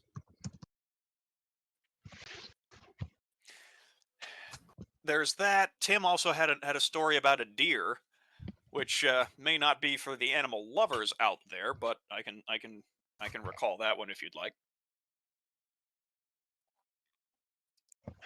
Not quite. He got shot. Okay, so I'll consider that a de facto go for it. So Tim was, or so on the White Creek Railroad, one of the lowest points of the railroad is a spot called Cornertown. It's at the southeastern corner of the property. There's a yard there, a little yard office, a passenger shelter, and a water source for steam engines. Now from Cornertown, if you're in the yard and you look to the to the west, there's a long, straight downhill grade that comes into the yard. And then you look to the north, there's a double track line goes up and then winds its way back up to the rest of the railroad, as well as a branch line to a spot called 3 Mile Island, which is an actual island. But at any rate, so Tim, he's at the water tank in Cornertown with his steam engine. This was during a operations meet, and while he's filling up his engine, he looks up the long straight grade, and there's a train coming down from a spot called Wayside, I believe. And as this train's coming down the hill, it spooks a deer out of the bushes. Now the thing is, along that hill, on one side is a chain link fence, and on the other side is a wide open field that was just opened. And well, if you know anything about deer, they don't like to expose themselves in the open. So this deer, it's kind of zigging back and forth. It doesn't want to go to the open, but it sees the fence. So it's kind of working its way back and forth. Doesn't really know what to do with itself, and it's coming closer and closer and closer to Tim. And Tim's like, I really don't want I really don't want to, get rid of hoof in my engine. But he's just watching it. While he's watching the deer, he's not watching his pressure gauge. Oh. And while he was filling up, the pressure in his engine rose Yes. until the pop valve went off, right when the deer was about 10 feet away. So, and you know what happened. And you know what happens when you startle a deer. Well, so as Tim described, okay, Ping. I'll actually, I think it's actually, I think it sounds like Michael's cutting out on my end. Oh, am I? Why does this Are we always good? happen? You sound fine to me. You guys are fine on my end. You sound fine to me, Michael. Okay. Yeah, everyone sounds Okay. fine. Sorry about Alrighty. that. No worries. I want to make sure. Yeah, the story gets out there. It was just a hiccup. It was just a hiccup. You can finish it. Okay. Yeah. Well, rural internet out here, it'll do that. So Tim, to get a radio signal through, he has to climb up on the water tower, and then eventually he's holding his radio up as high as he can and calls it in. So he finally gets a hold of Hidden Valley Yard. And the yardmaster that day is a retired Detroit police officer. I don't think I won't mention his name, but if you've been to White Creek, you've probably met the guy. And so he says, "Hey, we got a deer down here. We need someone to come down here with a gun and put it down." Well, so anyway, so the yardmaster answers, and the first question the yardmaster has is it a buck or a doe? Tim kind of looks around like, are you kidding me? He gets back on the radio and says, I don't know. Who cares? Send someone down to shoot it. At that point, someone else overheard the radio communication, and over the radio, another voice cuts in and says, I got a gun in my truck. I'll be right down. Okay, fine. Well, like I said, this was an operations meet, and they were run, and all 6 passenger trains were out on the road, which basically meant Tim and crew had to get out of Cornertown fast because it was coming to the time when it would just be one passenger train after another through there for the next half hour, and they'd be stuck there until that all passed if they didn't get moving.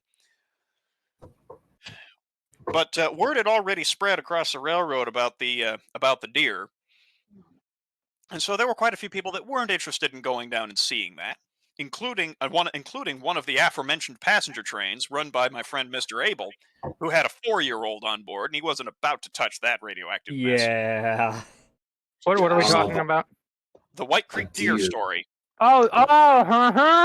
So, anyways, Tim and his crew, they make their way up. They hightail it up that hill, and they get through Wayside and into there's another town between there and the next junction. The junction town is called Southridge. Now, coming into Southridge from where they were, there's a spot where the track kind of goes along kind of a ledge, and you look down and you can see part of the same field that goes up to Cornertown. Well, actually, let me back up just a hair. At the top of the hill, the track cuts right, and then there's a dirt access road that crosses the tracks. So, as Tim and company, well, there's another train ahead of them. So as Tim and company come up to that crossing, they stop, and up comes a Jeep, a pickup truck. It comes sliding up to the crossing. Two guys jump out. Hey, where's that deer? Tim said, Cornertown, down that way, corner of the property. Can't miss it. Right, we'll go get it. They jump back in, and off they go. So Tim keeps working his way back towards Southridge, but Southridge is a mess. There's about 4 freight trains and 2 passenger trains all gummed up in there trying to find their way through this mess. And so he gets stuck outside of town. And like I say, at the spot they were parked at, there's the track, and then the ground slopes away to a little bit of a gully off of this open field, kind of a dirt field. And so Tim's there.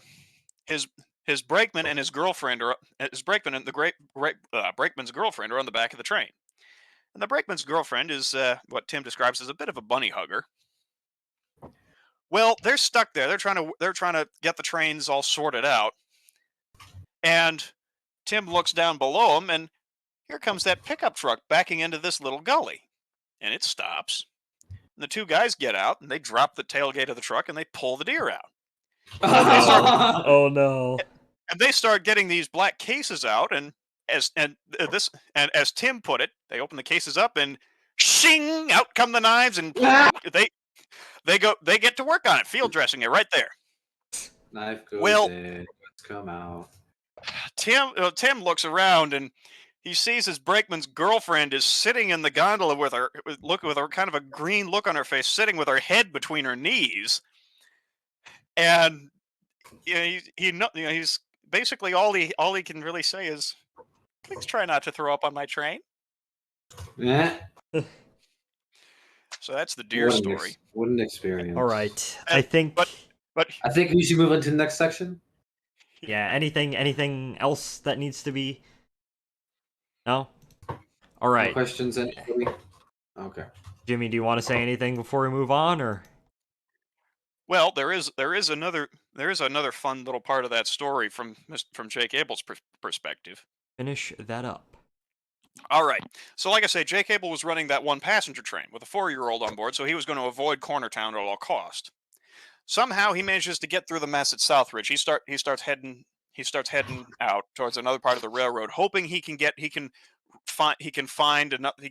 back on his passenger schedule at another point on the railroad. But he comes up to a spot called Apple Tree Junction. This is where basically 2 main lines of the railroad intersect. And so he's claimed the block. He's coming into Apple Tree. There's a freight train waiting for him. Or actually, no. He's coming into Apple Tree. There's someone else who has a Pacific, a little Pacific. They just overhauled it. They're coming in, and there's a freight train waiting at a signal for another track. And the last car on this freight train, this flat car, is just close enough to the track this Pacific is on that Jake's thinking, I don't know if that's going to clear, but well, the people running the Pacific, they can see it too. He gets a closer look. The guy who owns the Pacific is riding second seat. His daughter or girlfriend or someone is actually running the engine. And so Jake's working his way towards this, and he's looking at that parked freight train on the diamond. He's looking at the Pacific. He's like, "Are you? I don't know. Is that going to clear?" Well, all of a sudden he sees someone yelling on the Pacific, and the person at the controls puts the thing in reverse and starts spinning the drivers in reverse, trying to stop. And Jake thinks, "Oh boy, this is going to be fun." Wham! The Pacific slams into that flat car, flips the flat car over. Oh God! Flips the flat car with its cylinder, tears the cylinder jacket off. Oh no! Oh. Anyways, so eventually the Pacific gets stopped. The guy who owns the Pacific, he just kind of gets up off the engine and walks into the woods for a few minutes. Like, oh God. Jake stops his train. He checks with the girl running it. Are you okay? She's fine. He looks the engine over. The only damage to the steam engine was the cylinder jacket being torn off. The engine itself was fine. The flat car, I mean, once they got it the right side up, only really had a bent step iron. He goes into the woods, finds the owner, calms him down. It's not as bad as it looks. It's fine. I've looked it over. It'll run. You'll be okay. Come on. So he gets all that sorted out, gets back on his passenger train, and he's at this point he's thinking, I don't have a prayer getting back on time. Somehow he works his way around the railroad to the point, and he rolls back into Hidden Valley about a minute and a half early somehow. Magic. And like I say, there are a lot of stories, but if I were to tell them all, we'd be here all night. Yeah. So, Anyways, thank you, Jim, for your stories. Again, Really like you need appreciate to it. compile a book with all of them. I think that'd be great. I know. Stories Alive Steam, now available from Railroad Press. You see that shit like in a Barnes and Noble or something. A man and his tiny train. A man mean- and a crab. A Maryland blue crab. A man and a blue crab. Yeah. And then the stories. and then this photo is the thumbnail. Hold up. The what? The thumbnail? You mean This the cover of the the book? cover of the book. Yeah, it's The face. Michael, you became the boomer baby. I can't touch the book. Where can I download apps on the book? Where's the book thumbnail? Where's the But, book thumbnail? Damn it. But yeah, I've also the stories I've told tonight. You can find it. I've put videos out on most of them. In the case of the deer and the Explodaboos, there are videos of Tim telling the stories himself. And then if you search Larry the Maryland Blue Crab, you'll find a 4-part series I did on telling the story of Larry. And if we ever get the crab put back together in an operation, there will be a part 5. But until then, it will stand as the 4-part it is. The crab. Anyways, let's move on to the next section, which is rail news, all one word. Our first news story today is, let me just get this up. Appropriate fanfare. You got- Yeah, You gotta play I only have some pictures for the first news story involves reroutes. So if you don't know right now, Northern California is on fire, and Oh, that As it always is. yeah, as it always Oh, is, it must be 'cause- Wednesday. yeah, because they don't do controlled burns, which is really stupid. Which that's a whole another topic. that's a whole nother topic. But the first news story involves Union Pacific and BNSF have been rerouting traffic to avoid the wildfires. Now, let me just start with BNSF because let's just say that the Ketty Y is kind of the bridge itself is fine, but the surrounding area is entirely up in flames. Oh god. So they are currently rerouting because BNSF only has one way to get to the Pacific Northwest. So they are rerouting trains all the way through Amarillo, Texas, Huh? up through the Powder River Basin, and then through Pasco into Pasco in Seattle. Unfortunately, until the fire is indeed contained, which is only about 23% contained right now, this is unfortunately going to continue. Now, Union Pacific's line is also damaged. One of their bridges burned down, and oh my. then their reroute route, another bridge burnt down. Ah! There was a rumor going around that Union Pacific was going to reroute some trains over the Central Oregon and Pacific over the Siskiyou line, but that proved not to come true when it turned out that area is also kind of on fire. So Of course. Everything's on fire these days. man. Everything. Here in California, it's on fire. That's all I All gotta right. say. Thoughts, comments, Something, concerns? something Kelly's Heroes theme song. All the burning bridges that are falling after me. Bad joke. Delicious. So wait. So would that mean there's increased traffic going through Berlin and shit? Yes. Oh my god! I gotta go down there. Yeah. Jack, go rail My fanning. California, please stop burning yourself alive. We don't like you, but we The want environment you is to not literally die. fucked because of you. Yeah. Anyways, the second news Also, story. you get what you deserve. Thank you. Also, the only part of the Union Pacific Second number network I don't wish ill will on is the Southern Pacific and the Cotton Belt, but that's another thing. That's a joke, by the way. I hope all this stuff is restored soon. But the next story is 7 different passenger rail groups have merged to form a coalition to push for New York, Chicago rail improvements. Really? And they want, I think 4 or 5 round trips, New York, Chicago round trips per day. Are we Per talking day? about the Biden Express? No, this isn't the Joe Biden Express, which is the proposed which is my nickname for the proposed Amtrak service to Scranton over the Lackawanna cutoff. So which one are we talking about? They want to add 3 more Lakeshore Limited trains, basically between New York and Chicago, as a as a precursor to high speed rail. 4 daily round trips between Chicago and New York. Fire with the NYC. Yeah, they have been saying that it would require upgrades of both CSX and NS lines. So they're not one of these groups which is like, because what I've noticed a lot about passenger rail groups is they demand passenger rail over a corridor, but kind of dismiss the fact that freight trains generally operate over it. So if they're saying yes, this is going to require upgrades to the line that to handle the passenger and future freight service, then that's probably more likely to get the class ones in ear. But is this a good idea? I don't really know. I don't really care about Amtrak all that much. I just do these. We I just just have to see what happens. Yes. Jack, this might interest you. Oh boy, what's up? Cumbres and Toltec restores full route train service as of July 31st. Oh yeah, because they haven't done actual trains between Chama and Antonito since like 2019 because COVID and all. Yes. Because they did run trains during COVID, but they only went like halfway and stuff. So yeah, that's pretty epic. So it isn't full service. They'll ride the entire length of the route one way and they'll return by bus. That's usually how it goes. Yeah. So, but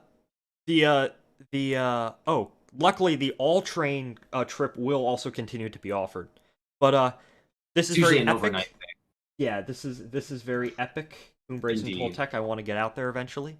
Greatest road of all time, no cap. Yes. And then I don't have a picture for this, so just go back up to generic Blue Streak merchandise thumbnail, which is that CSX has accepted CSX's application to acquire Pan Am Railways. There was a bit of misinformation floating around that they had approved the deal, which, no, this is just saying, all the STB is saying is CSX's application is all right, this is something we can review, which they rejected, I think, 2 or 3 times before due to either missing information or it not being being upgraded from a minor transaction to a significant transaction. For you Pan Am Rail fan, for the people who aren't deeply interested in random shit like this, the only real interesting thing is that Pan Am, if it is approved, which I do think it will be, the Pan Am Railways will become a fallen flag on May 1st, 2022.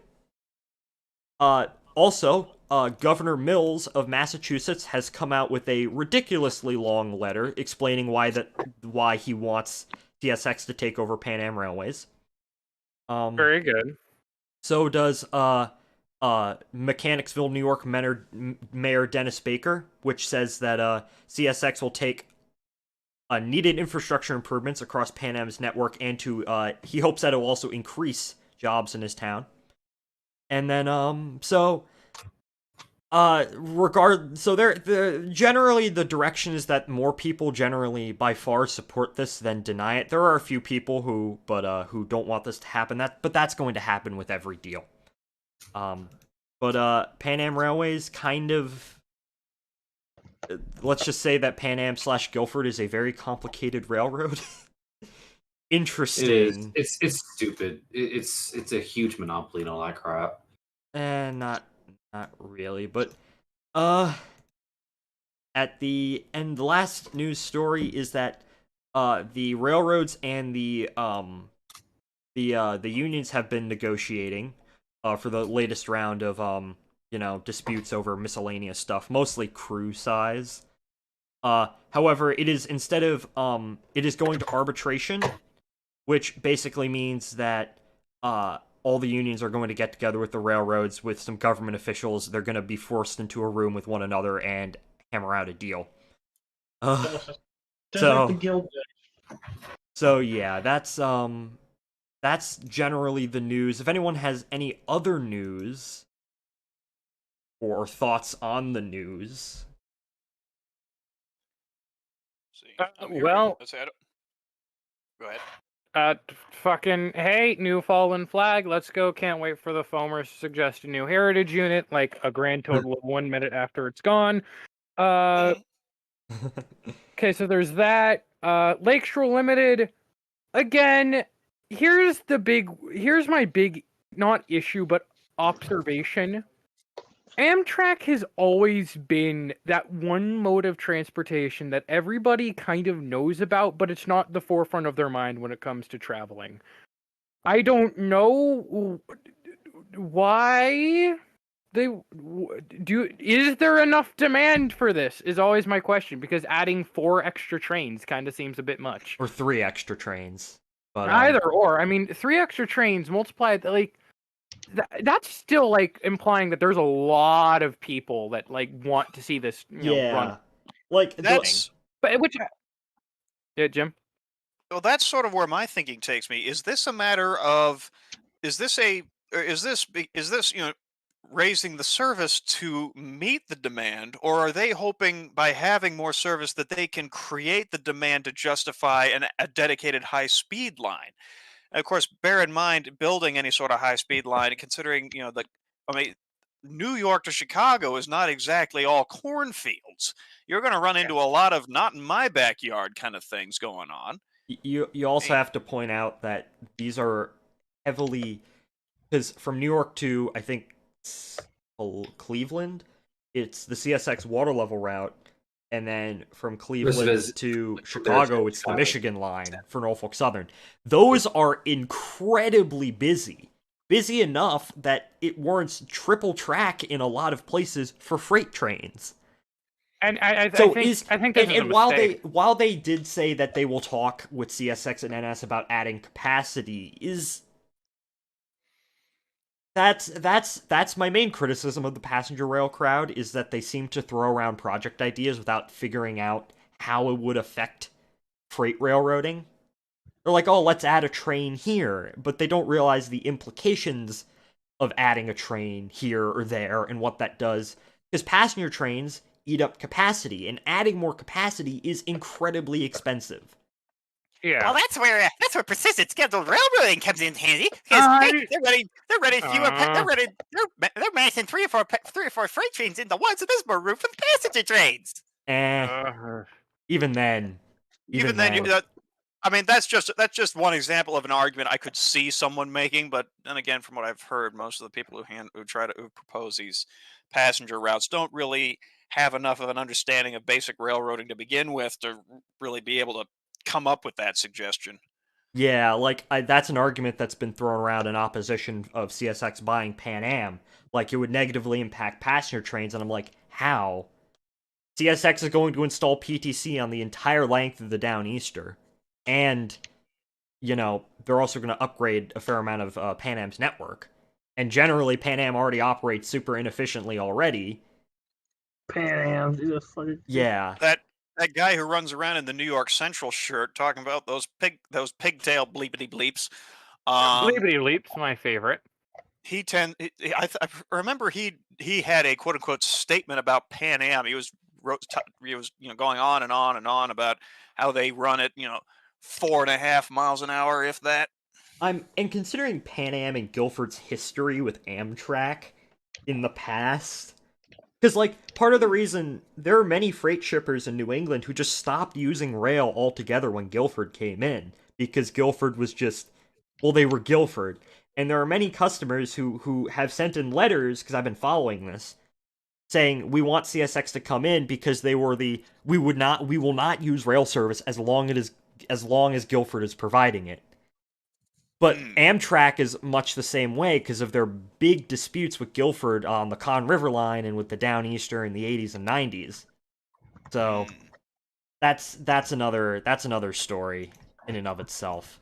Well, I'll tell you this. I'll tell you this much. Like it's, I mean, yeah, like it's the whole thing with Scranton too. Like it's a risky move, Cotton. It's a risky move, Cotton. Okay. Again, I think that Amtrak generally is just, I don't think it's going to work in my honest opinion. Like, I don't think it will. Like, sure, Amtrak's prices are now, like, incredibly low, and that's getting people back on the train, which is great. I don't think that this is going to continue. Build it and I forgot where I think it was on rare.net, but it was build it and they will come is not a viable strategy for passenger rail. Yeah, because, like, the problem is that I mean, the thing is that as much as we know we don't like to talk about him, I definitely feel like that if Amtrak expanded auto train service, they might have a chance. Because the biggest whoop now is that whenever you take a plane, right, you have to rent a car when you get there and all that, and it's the same problem when you take a train too. So what if you could just take your car with you? You know?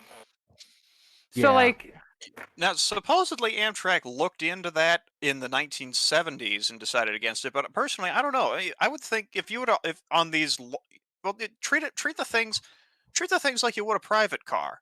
You know, tack it onto the end at only the at only the end points of the run. You know, only offer if you only offer the automobile service from end to end. I mean, granted, you might only need one or two auto racks for the whole train, but it would offer something.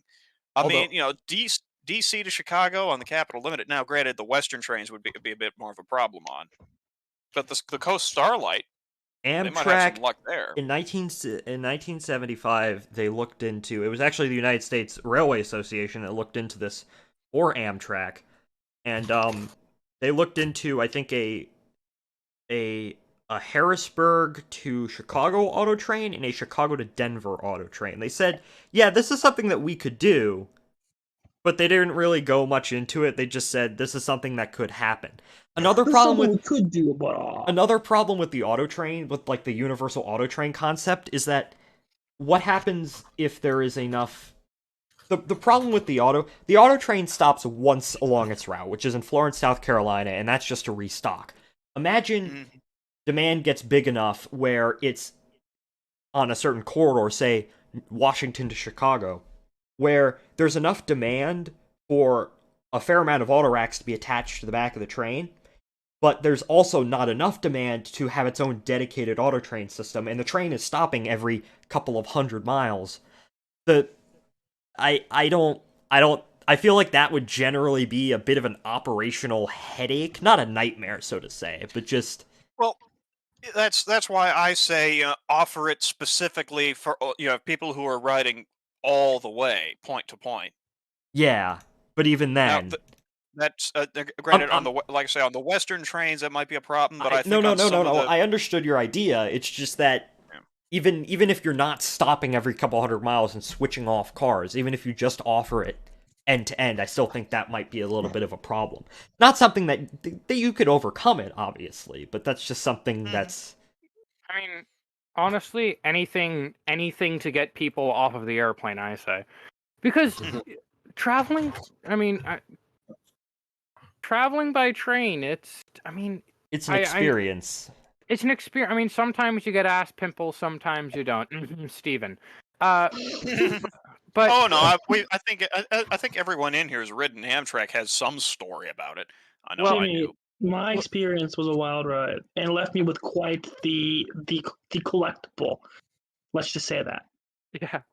But Hmm. I'll say this much. Like, My main Amtrak story is less about the ride itself and more about how the trip ever came to be, although that might be for another time. yeah. But I will say, like, with the climate being in such the state that it is, I do think that we need to start really taking rail, like, we do need to start taking like Amtrak and riding the train a little more seriously. But the problem is that it's not convenient.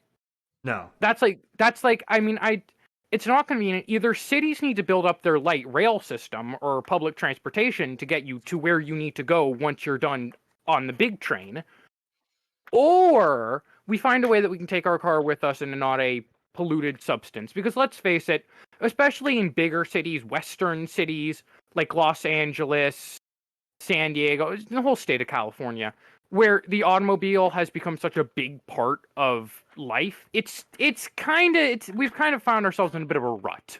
Yeah. Amtrak, and I will admit that adding 3 more trains would make it more convenient. But does that convenience automatically mean that more people would ride it? I think Well, the there's an thing is, argument either way. initially those four trains would split the existing rider would probably split the existing ridership of the Lakeshore Limited because some people take the Lakeshore because it's the option they've got, but if they're just given three more options, then the ridership on the lakeshore itself will probably plummet as people select whatever time is more Well, convenient for them. I guess it Whether or would not, all be classified under the Lakeshore Limited. yeah, Like how well, I there's mean, multiple Northeast regional trains, they would all just be well, classified under like the Lakeshore service or whatever. something like that, or perhaps the Century service or something like that. Because again, it is the route of the 20th Century Limited. But my point remains: whoever is already riding that route, they would pick it. They If one of the new times was more conducive for them, they would pick that. The big question is, would there be enough new ridership to justify it? And again, it comes down to my original point: are these people seeking to gin up the demand to justify high speed rail, or is there enough demand, or do they believe there's enough demand for this to be good on its own? It sounds to me like they're trying to gin up the demand so they can justify the massive expenditure on a dedicated high speed rail They service. say it's I'm a not. let me look at the website real quick. It's a precursor to high-speed rail, which they say. Whatever that means. What does that mean? Like, you can't. Okay. The 20th All right, century's route might be the best for high speed if we're choosing like between the Broadway and the 20th, but you're still not going to get full high speed rail. You're not. Let's take a look at this website collectively. Let me share my screen and hope my internet does not die. So, this is their website, the Lakeshore Rail Alliance, Chicago to New York. So, roughly 30 million people live within 20 miles of the route's 20 stations, correct?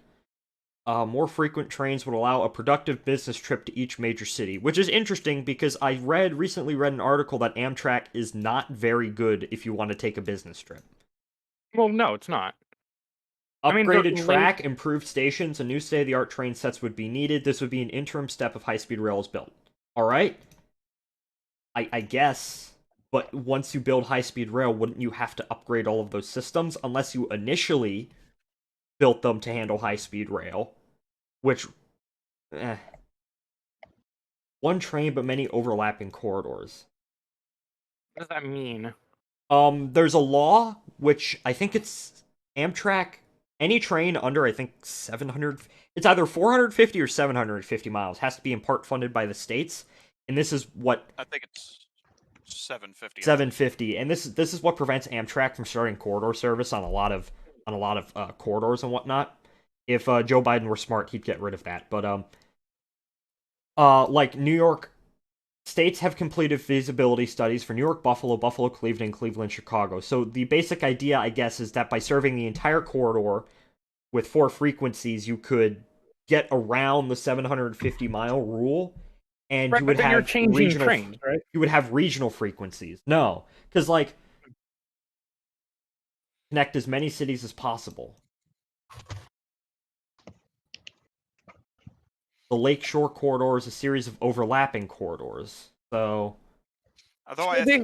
so they have like one big train that runs through all of it, but then they'd have these separate smaller trains. What my understanding is that they would have all of these big 4 trains at different frequencies, and that would effectively mean that you would have at least a level of regional rail between some place like, I don't know, Utica and like Toledo or something like that.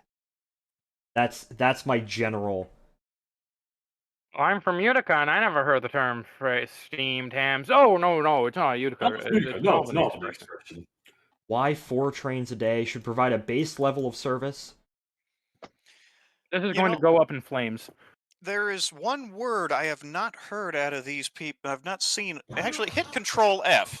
Hit Control F and type in demand. DEMAND. See if that's anywhere on this website. Absolutely nothing. It's not. Yeah, that's exactly it.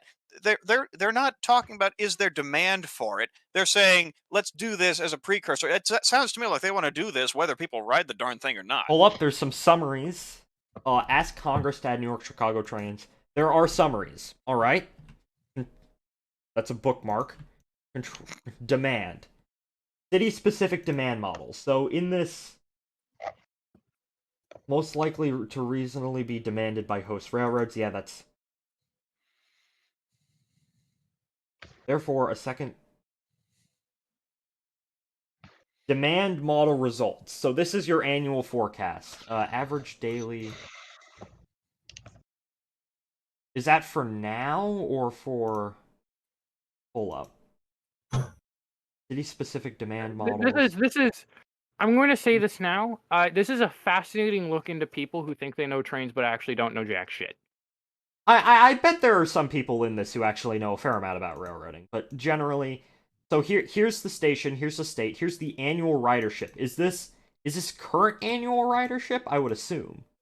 This is the forecast. So under their demand, their annual forecast from each city would for most cities would nearly triple. Huh. That doesn't exactly seem right. And this is data. This is annual data is from the FY 2011 Lakeshore Limited. Nearly triple, you say? Nearly triple. Okay, so let me get this straight. They want to add. They want to go from 1 train to 4 for about a 2 point for about a for an increase of ridership of a factor of 2.8 Yes. approximately. Yes. I mean, yeah, it sounds to me more like they're. Yeah, it really sounds to me like they're not meeting a need. They're trying to whip up a demand. That's what it sounds like to me. Something Fallout 76 Atom Shop something. There's no distinction in costing method. Let me look up methodology, because if they have a section with methodology, model methodology, it is determined by operating costs. Oh, this is operating costs. That's not ridership. The methodology for determining ridership. What is their methodology for determining ridership? That's actually, I mean, Apparently there is none. The only methodology that they have is for the cost it would be for CSX and NS and STB nonsense and whatnot. sounds like an absolute ball because okay, to the point, because like it's obvious that like if Amtrak, because like on the business aspect, like airports trump all, right? Also, I have a major question, because the Empire Corridor already serves New York to Buffalo with fairly regular service. So, and I'm pretty sure Buffalo to Chicago is over 750 miles. So if you were to actually try and drum up corridor service, why wouldn't you just exclusively focus on Chicago to Buffalo, which is more than 750 miles? Amtrak could do it themselves. And I feel like just focusing on that would be a much more feasible option than whatever this is.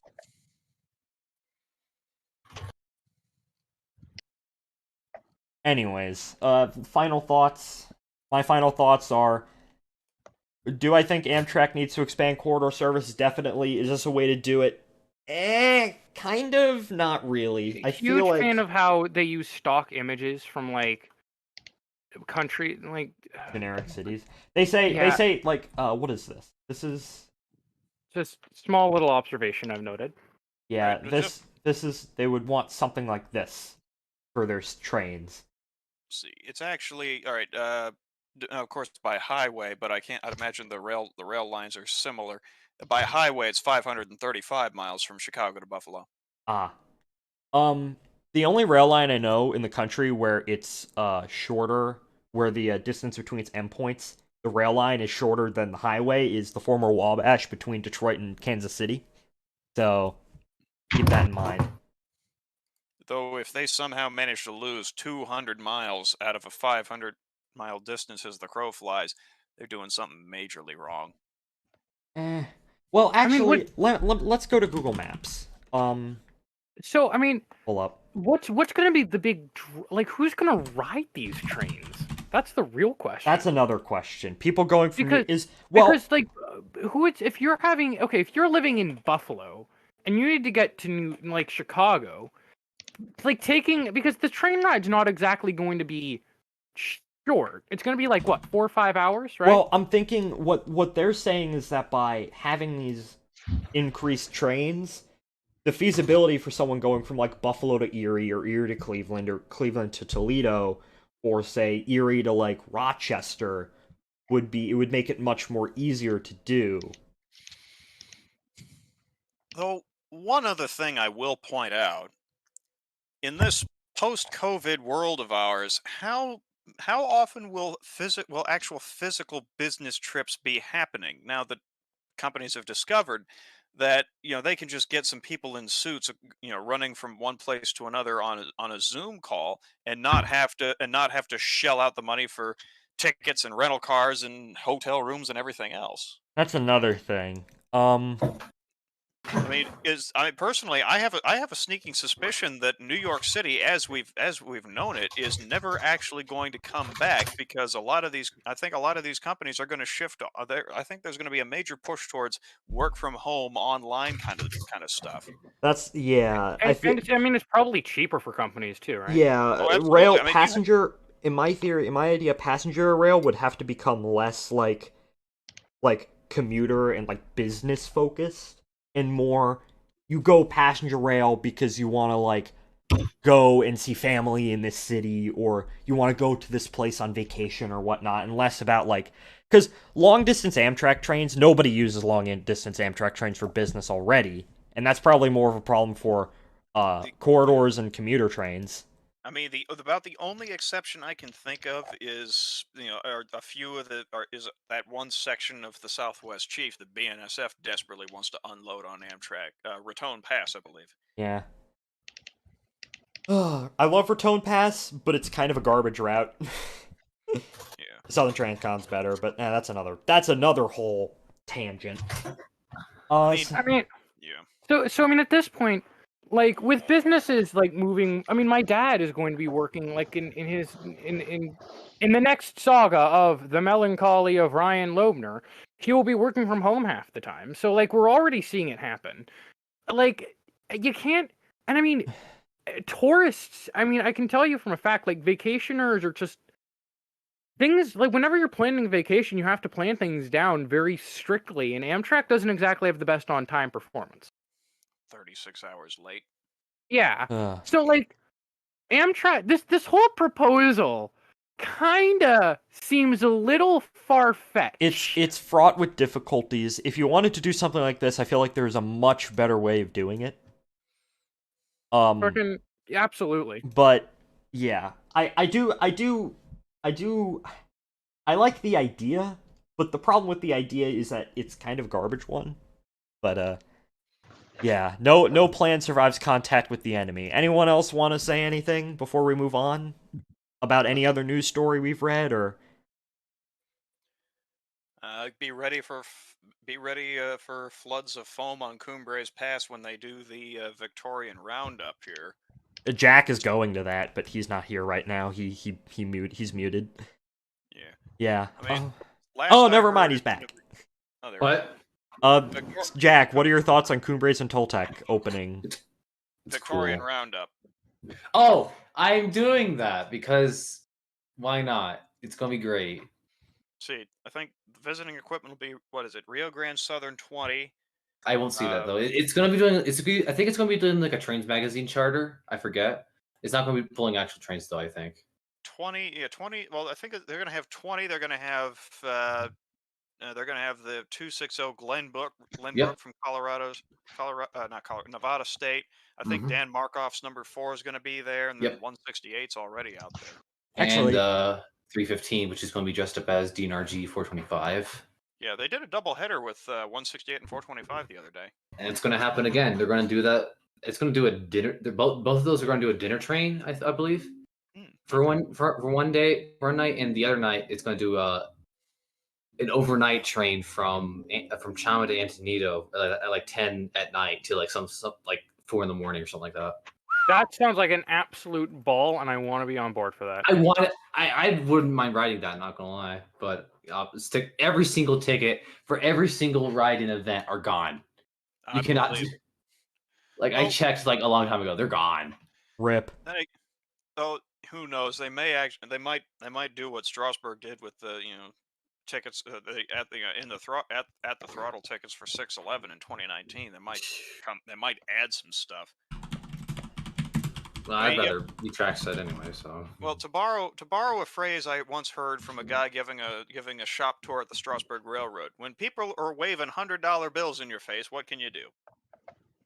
This is fair. This is true. Anyways, also one last comment about that massive stupid Amtrak article. This also reminds me of the company that wants to build high-speed rail in Alberta.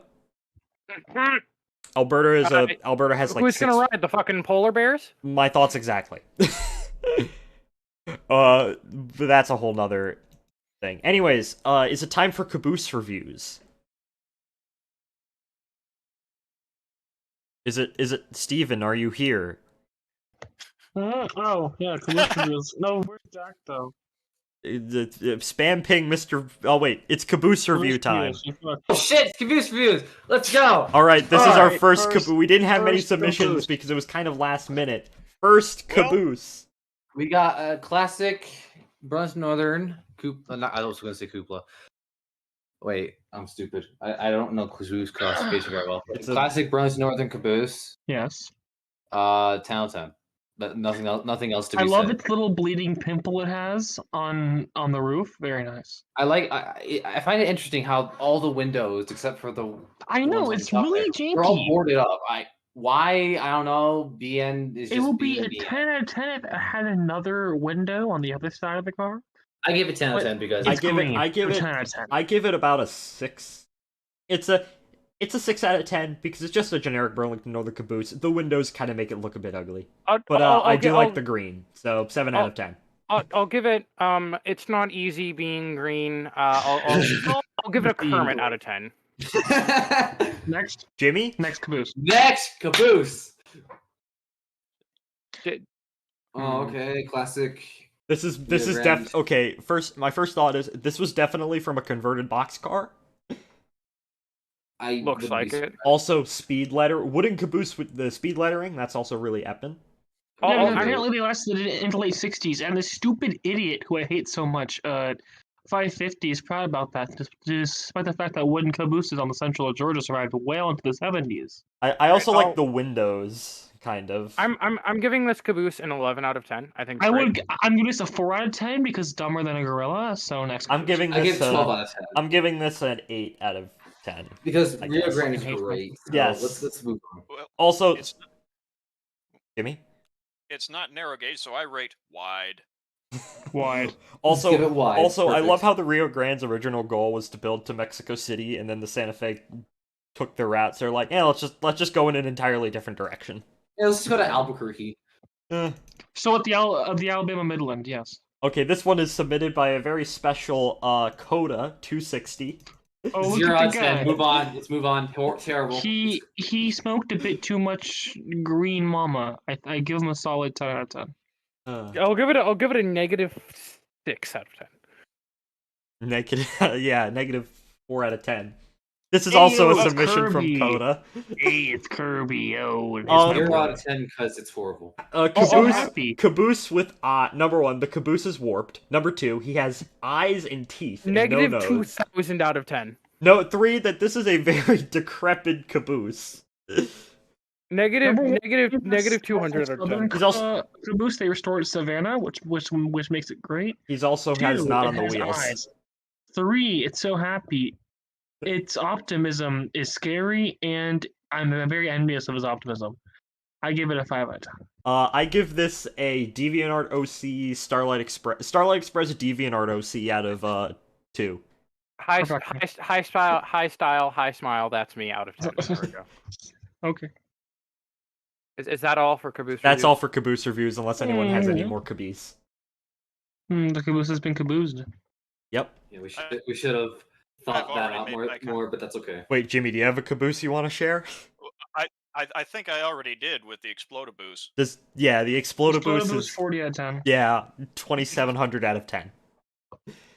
I'll give it a Akuma Raising Toltec out of 10. Anyways, that is the fourth episode of the Blue Streak podcast. I think this is the longest one yet. 2 hours, Wait, 10 yeah, minutes. Over 2 hours, Wait, yeah. hold on. We got it. Closing sentences. All right. Wait, no. Oh, yeah. My last thing before my closing sentence is, this isn't a closing sentence, which is, I should start bringing up more passenger rail articles so we can just ram on them and about how they're shitty ideas. Yeah, because fucking passenger rail in America, that's an Hell experience. yeah. Ah, All right, Okay, closing closing- sentence, Michael.